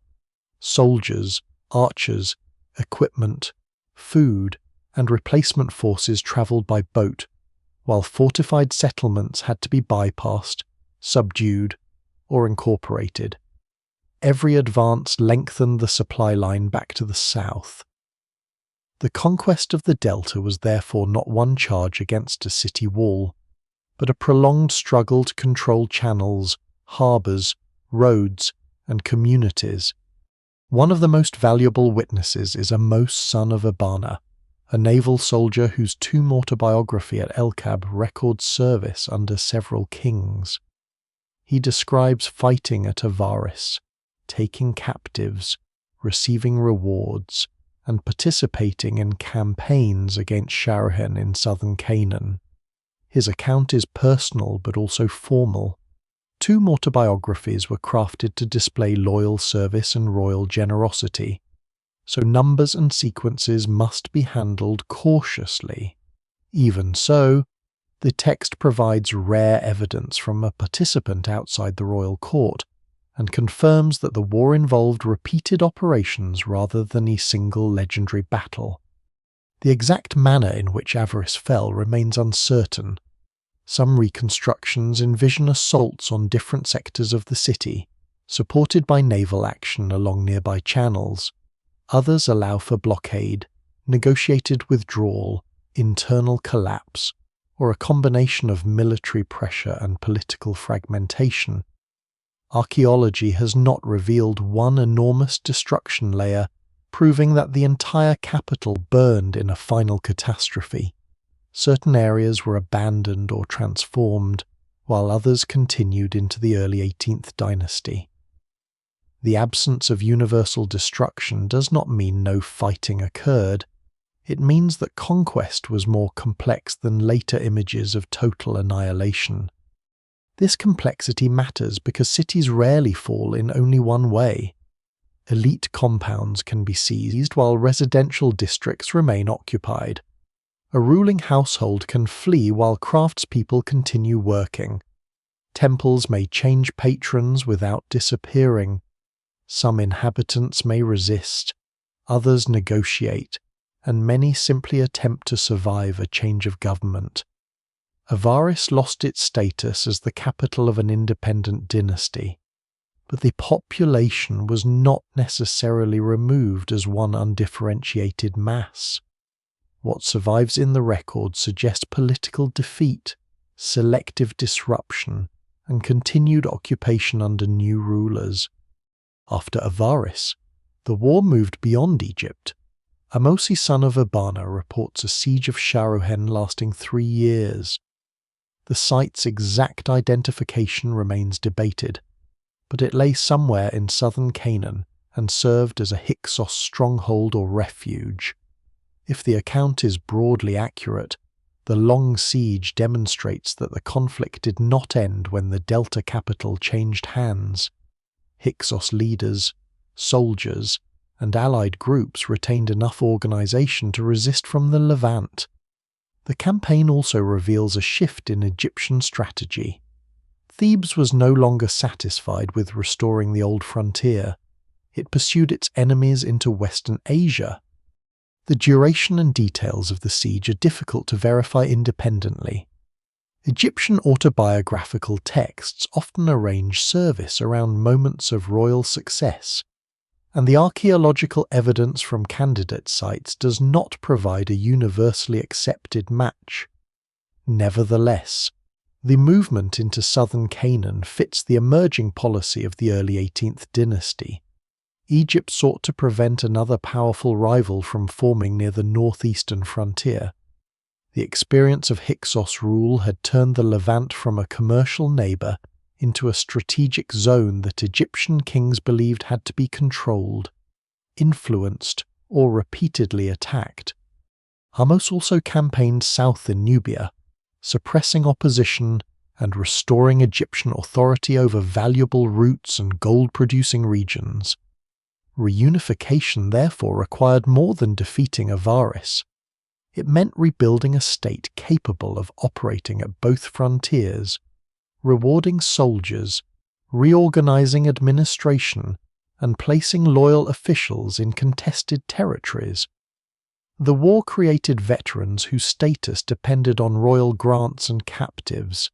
It strengthened the bond between military service and personal advancement, a feature that would shape New Kingdom society. Victory also required symbolic occupation. Avaris could not simply be left as the haunted capital of a defeated enemy.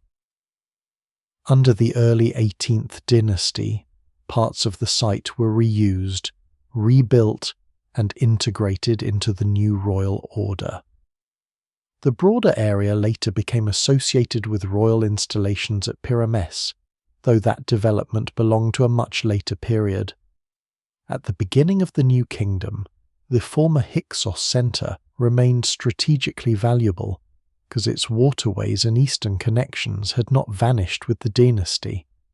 The fate of the Hyksos rulers themselves is largely unknown. No secure royal tombs tell how the final kings died or where they were buried.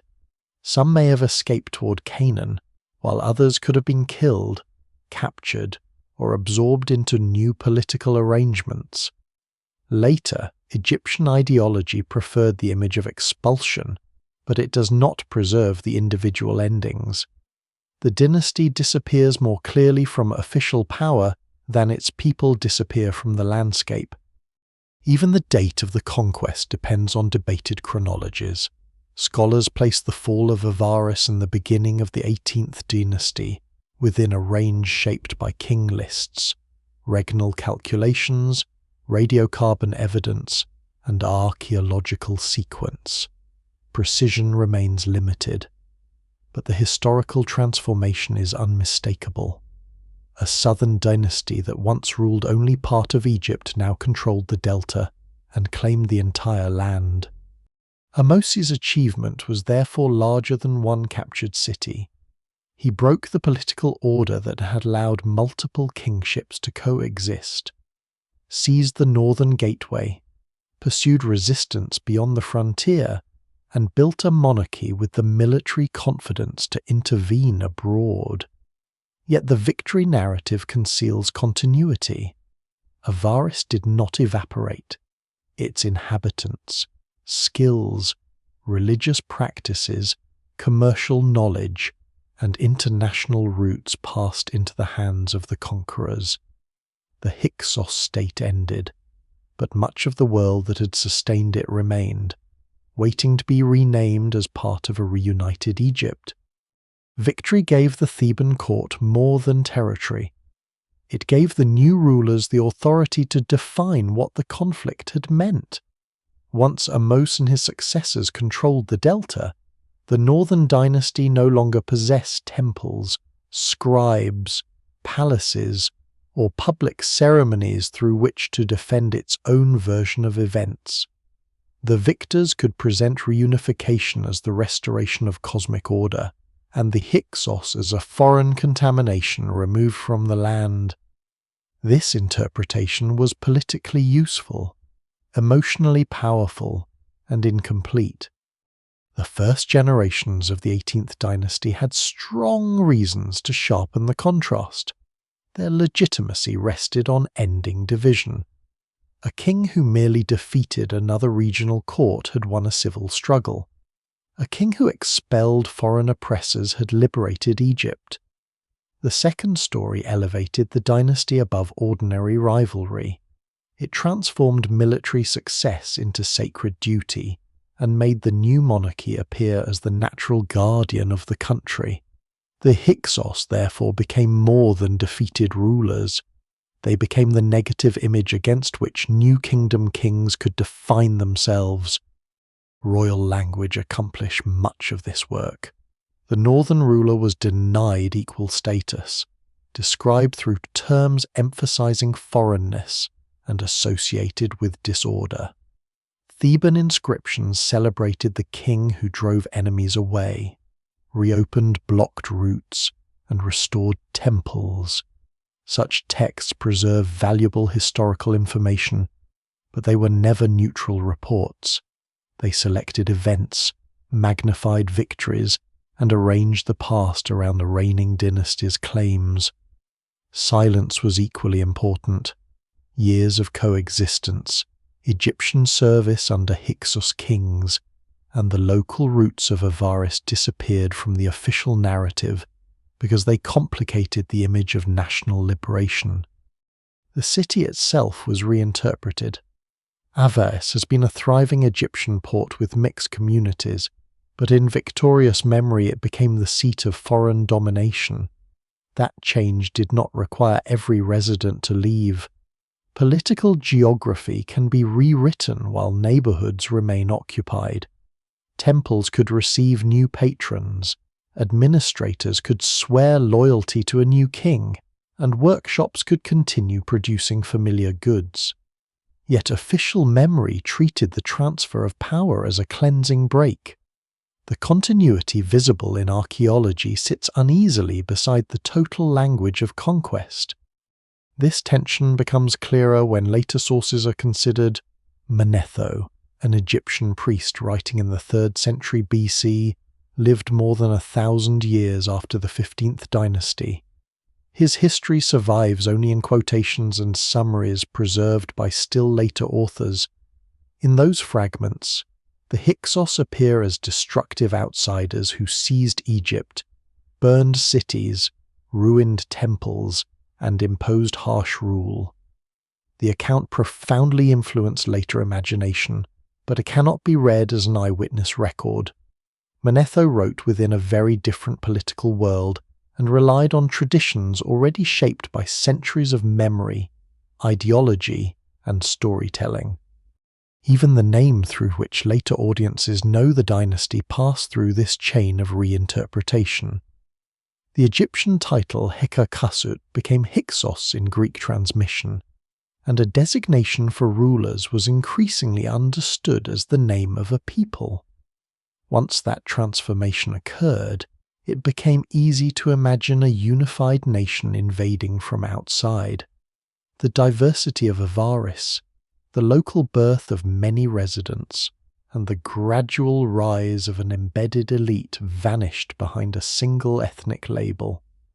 The Exodus tradition added another layer of speculation.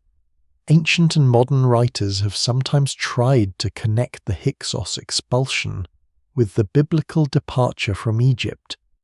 The chronological, textual, and archaeological problems are substantial, and mainstream scholarship does not accept a direct identification as established fact. Different memories of migration, servitude, foreign rule, and expulsion may have interacted across long periods, but no surviving evidence allows the Hyksos kings to be equated securely with the Israelites of the biblical narrative. The resemblance is tempting precisely because both stories concern foreigners and departure. Resemblance, however, is not demonstration. New Kingdom policy also helped preserve the Hyksos as a warning. Egyptian kings campaigned repeatedly in the Levant, built fortresses, secured routes, and presented control beyond the northeastern frontier as necessary for safety. The memory of a foreign-connected dynasty ruling from the Delta offered a powerful justification. Threats should be confronted before they reached Egypt. Buffer zones should be maintained. Tribute and loyalty in Canaan should be enforced. In this sense, the Hyksos past became part of the ideological foundation for Egyptian empire. Their image was also revived whenever rulers needed an old example of chaos overcome by legitimate kingship and disciplined force at home again. Yet the same new kingdom that condemned the Hyksos inherited much from the world of Avaris: horses, chariot systems, composite bows, new forms of weaponry, international diplomacy, and commercial networks became central to Egyptian power. It would be too simple to say that every innovation was introduced by the 15th Dynasty, but the period of intense contact clearly accelerated exchange. The victors adopted useful technologies and institutions while separating them from the people they defeated. What had been foreign under an enemy king could become Egyptian under a victorious one. Religious continuity was equally awkward. Seth, strongly associated with Avaris, remained an Egyptian god and later received royal devotion, especially under Ramesside rulers whose northern capital stood in the same broader region.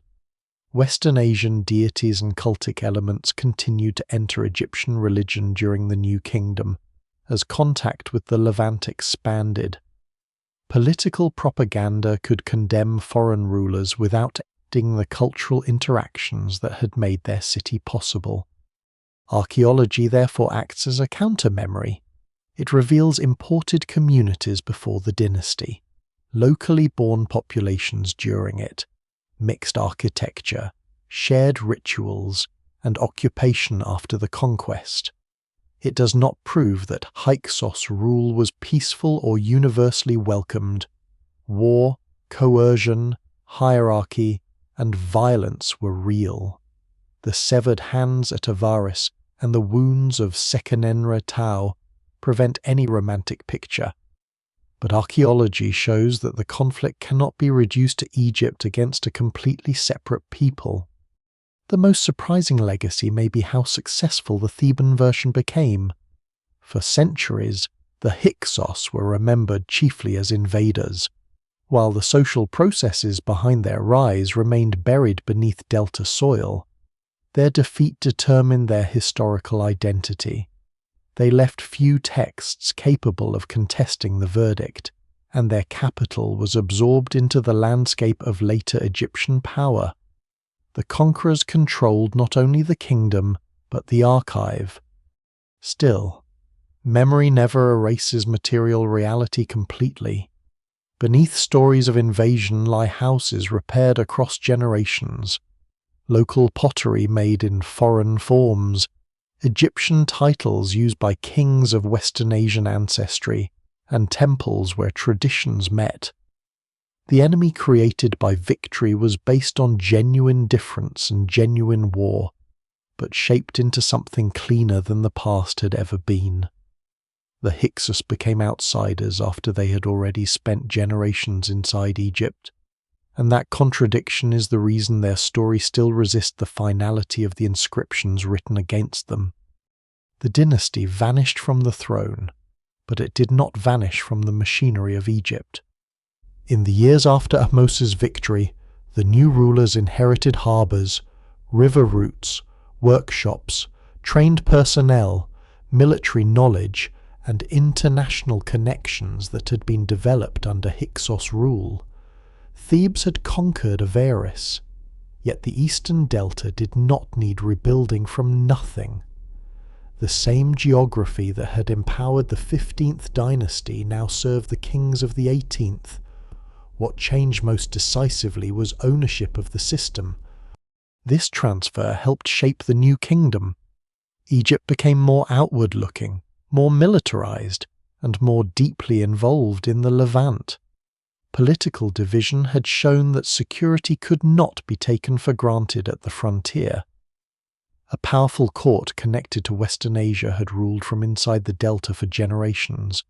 To prevent a similar challenge, later kings pushed influence beyond Sinai, established garrisons, demanded tribute, and intervened repeatedly in Canaan. Expansion was not caused by one memory alone, but the Hyksos period gave expansion a compelling logic. Threats should be contained before they could gather strength near the Nile. The military institutions of the reunited state also reflected the world that had emerged during the Second Intermediate period.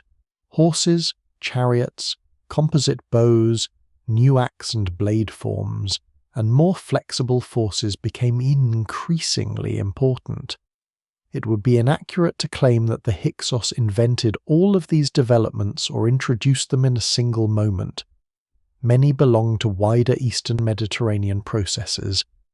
Yet Avaris had been one of the principal places where Egyptian and Levantine technologies met.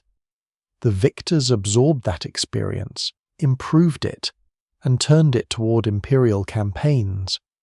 Veterans of the reunification wars gained status through royal reward. Tomb biographies describe captives, gold, land, and honors granted for service.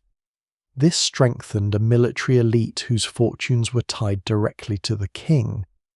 The monarchy could reward loyalty with resources taken in war, while successful officers became administrators, estate holders, and members of influential families. The struggle against Avaris therefore contributed to a social order in which military service offered a path to advancement, and the king stood at the center of redistribution. Avaris itself remained strategically valuable. The city's political identity changed, but its waterways still connected the Nile to the northeastern frontier. Early 18th Dynasty activity at the site included new royal construction and the reuse of older zones. Some communities and ritual practices continued despite the fall of the Hyksos court. It suggests that the conquest was directed primarily against a dynasty and its political structure, not against every person with Western Asian ancestry. Some inhabitants likely fled or were displaced, while others remained, adapted, and served the new regime. The persistence of Near Eastern religious and cultural elements at the site supports this more complex picture. Temples and offering practices did not all disappear at the moment of conquest. Deities associated with Western Asia continued to be known in Egypt, as New Kingdom campaigns intensified contact with the Levant.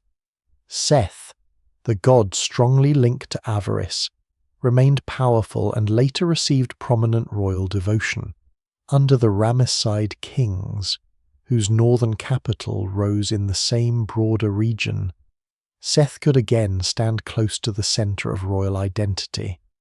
The god outlived the political stigma of the dynasty once associated with his city. Trade networks also endured because Egypt still needed timber, copper, tin, oils, wine, resins, and diplomatic access. The state could condemn the former rulers of Avaris while continuing to use the roots and commercial practices that had enriched them. Egyptian kings now controlled these connections from a position of expanding military power. Foreign goods became signs of pharaonic reach rather than evidence of foreign intrusion. The same object could change ideological meaning depending on who commanded the port through which it arrived. This ability to absorb what was useful while condemning its previous owners is one of the central paradoxes of the period.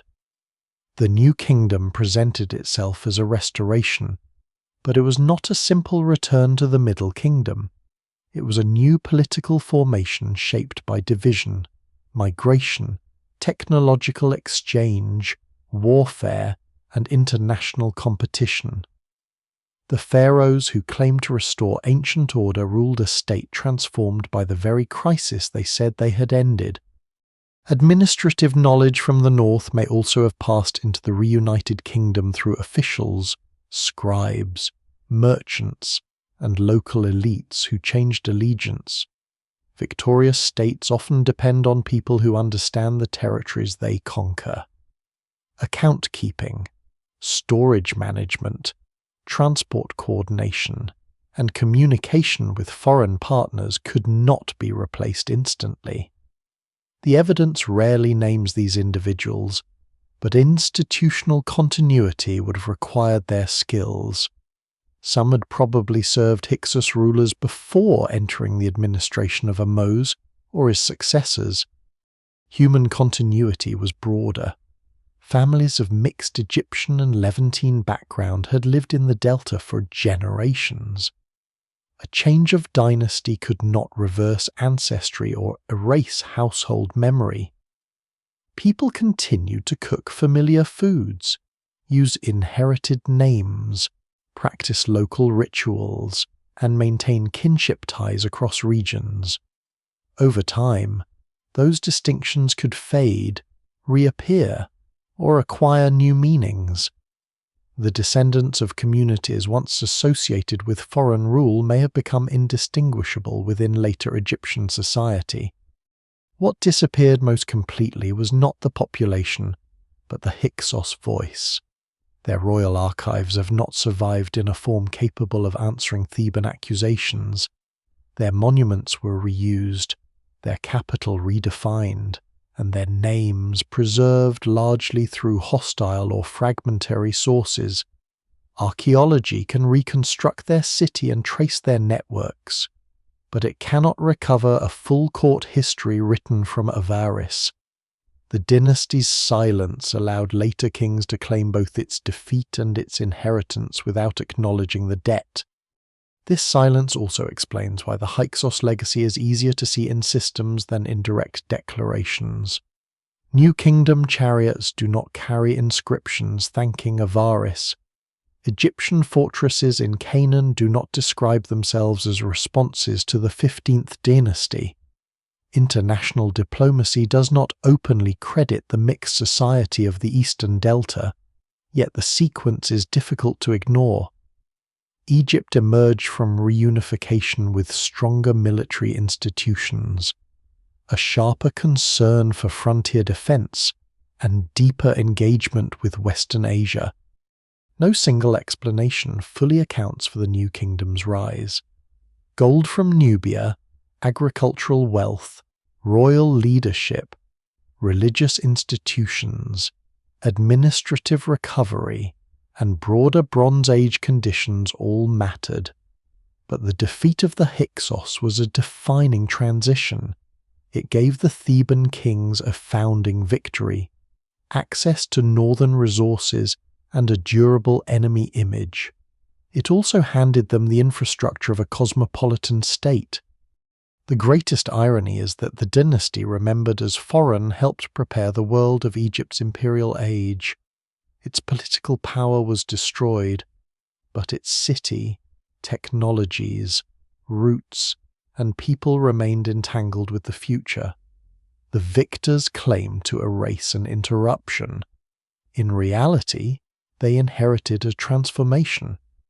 The Hyksos enigma survives because every easy answer dissolves when the evidence is examined closely. They were foreign rulers, yet their power was built inside Egypt. They were connected to Western Asia, yet many of the people who lived under them had been born in the Delta.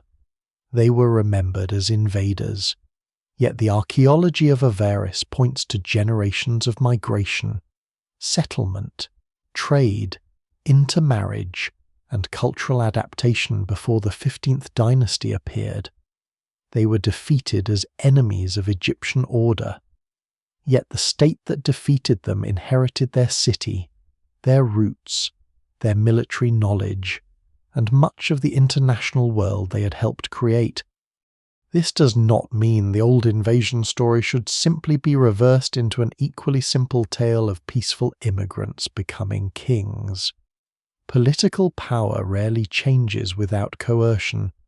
The Hyksos rulers commanded armies, controlled strategic settlements, took tribute, and fought rivals. The severed hands found near a palace at Avaris reveal a court in which military violence could be displayed and rewarded. The shattered face of Sekenenretau shows that the struggle with Thebes was not merely ideological. Towns were attacked, captives captives were taken, and families living along contested routes experienced the cost of rival kingship. The evidence asks for complexity, not innocence. What remains uncertain is the precise path by which the ruling elite emerged. Long-established communities of Western Asian origin were present at Avaris before Hyksos rule. Isotopic evidence shows substantial mobility into the city, while dental traits indicate biological connections with populations beyond Egypt and considerable internal diversity. None of this identifies the founders of the dynasty by name. Manfred Bietak's proposal that the immediate ruling group may have come from Western Asian communities settled elsewhere in Egypt offers a provocative explanation for changes in elite architecture and material culture, but it remains debated. No single excavation layer records the moment when a merchant family, local chief, military commander, or coalition first claimed royal authority. The title itself preserves the ambiguity. Hyksos described rulers of foreign lands, not a nation whose boundaries can be drawn on a modern map. Later tradition turned that title into the name of a people, then turned that people into an invading race. The transformation made history easier to remember and easier to use. It allowed the victorious kings of Thebes to present their expansion as liberation, their dynasty as the restorer of cosmic order, and their enemies as a unified threat. What it concealed was the uncomfortable fact that the so-called foreigners had become pharaohs through Egyptian institutions, Egyptian resources, and the loyalty or accommodation of many Egyptian subjects.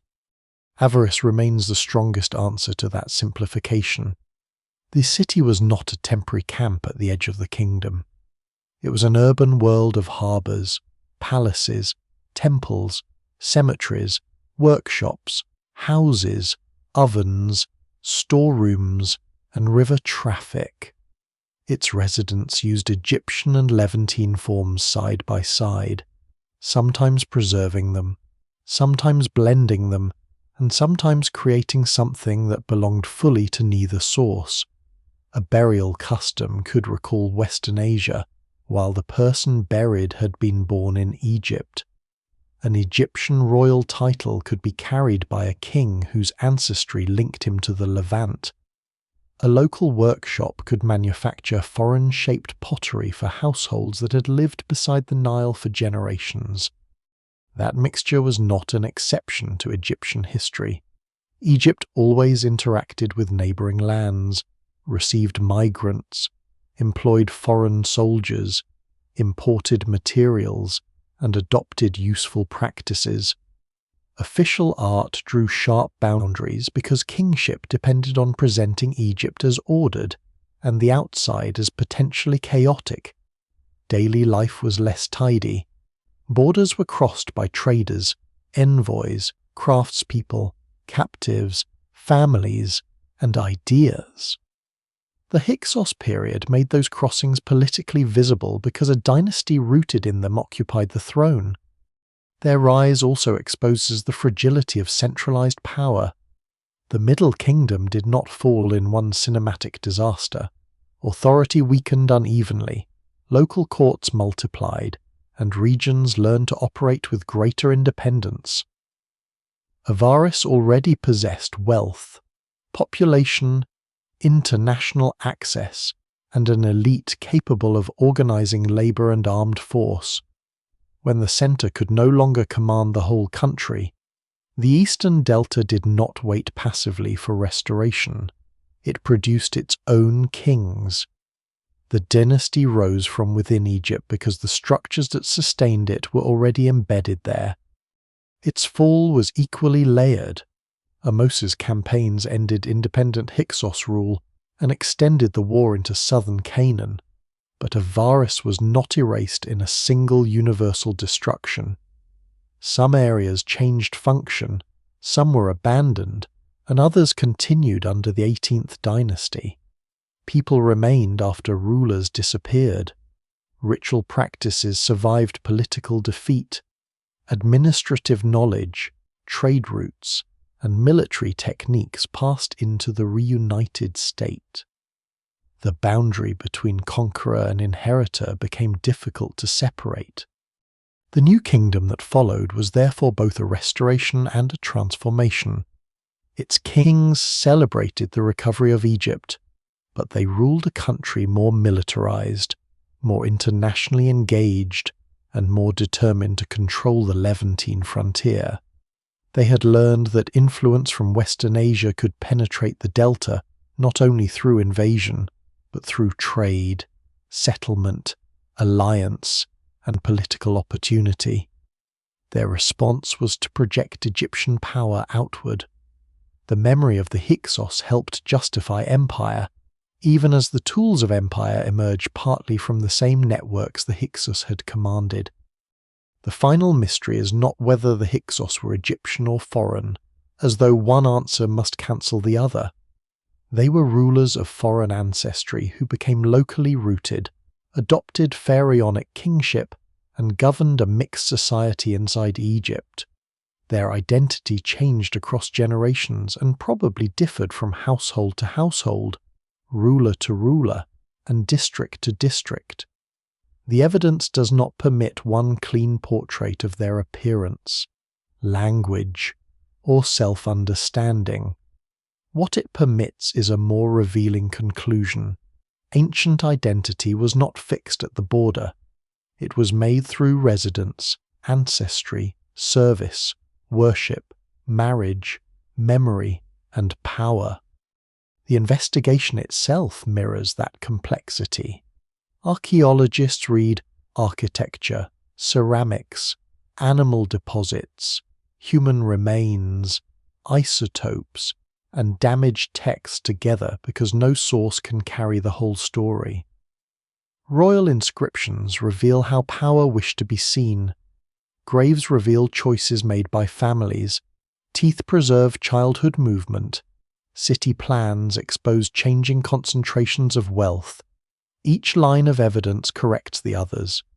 A hostile text may exaggerate foreignness, while an imported object may exaggerate difference if treated without context. Certainty emerges only in limited forms. Avaris was cosmopolitan. Migration preceded the dynasty. Hyksos kings adopted Egyptian rule. Thebes conquered them. Beyond those foundations, responsible history must leave room for argument, missing archives, and discoveries still beneath the fields. Long after their names faded from living speech, the Eastern Delta continued to shift. River branches changed course. Harbours filled with silt. Mud brick walls softened into the soil, and fields spread over palaces where kings had once received tribute. The city that had seemed powerful enough to divide Egypt became almost invisible. Its story survived in broken lists, hostile inscriptions, scattered seals, damaged bodies, and objects left beneath the earth. The river no longer follows the channels that carried their ships, yet the vanished water can still be traced through sediment and settlement. In that buried landscape, absence becomes evidence. Empty channels mark forgotten movement. Worn foundations mark decisions. Fragments mark the stubborn survival of human presence after names and loyalties have gone. There is something fitting in that disappearance. The Hyksos were remembered as strangers, yet their traces are buried deep inside Egypt. They were said to have interrupted the country's history, yet the age that followed carried their connections forward. Their rulers lost the right to explain themselves, but ordinary things continued speaking for them, a cooking pot shaped by inherited habit, a weight used in a marketplace, a temple deposit, a child's tooth formed in one landscape and buried in another. Time reduces proclamations and counter-proclamations to fragments. The victorious king and the defeated ruler eventually enter the same silence. Titles become uncertain sounds. borders vanish from the ground.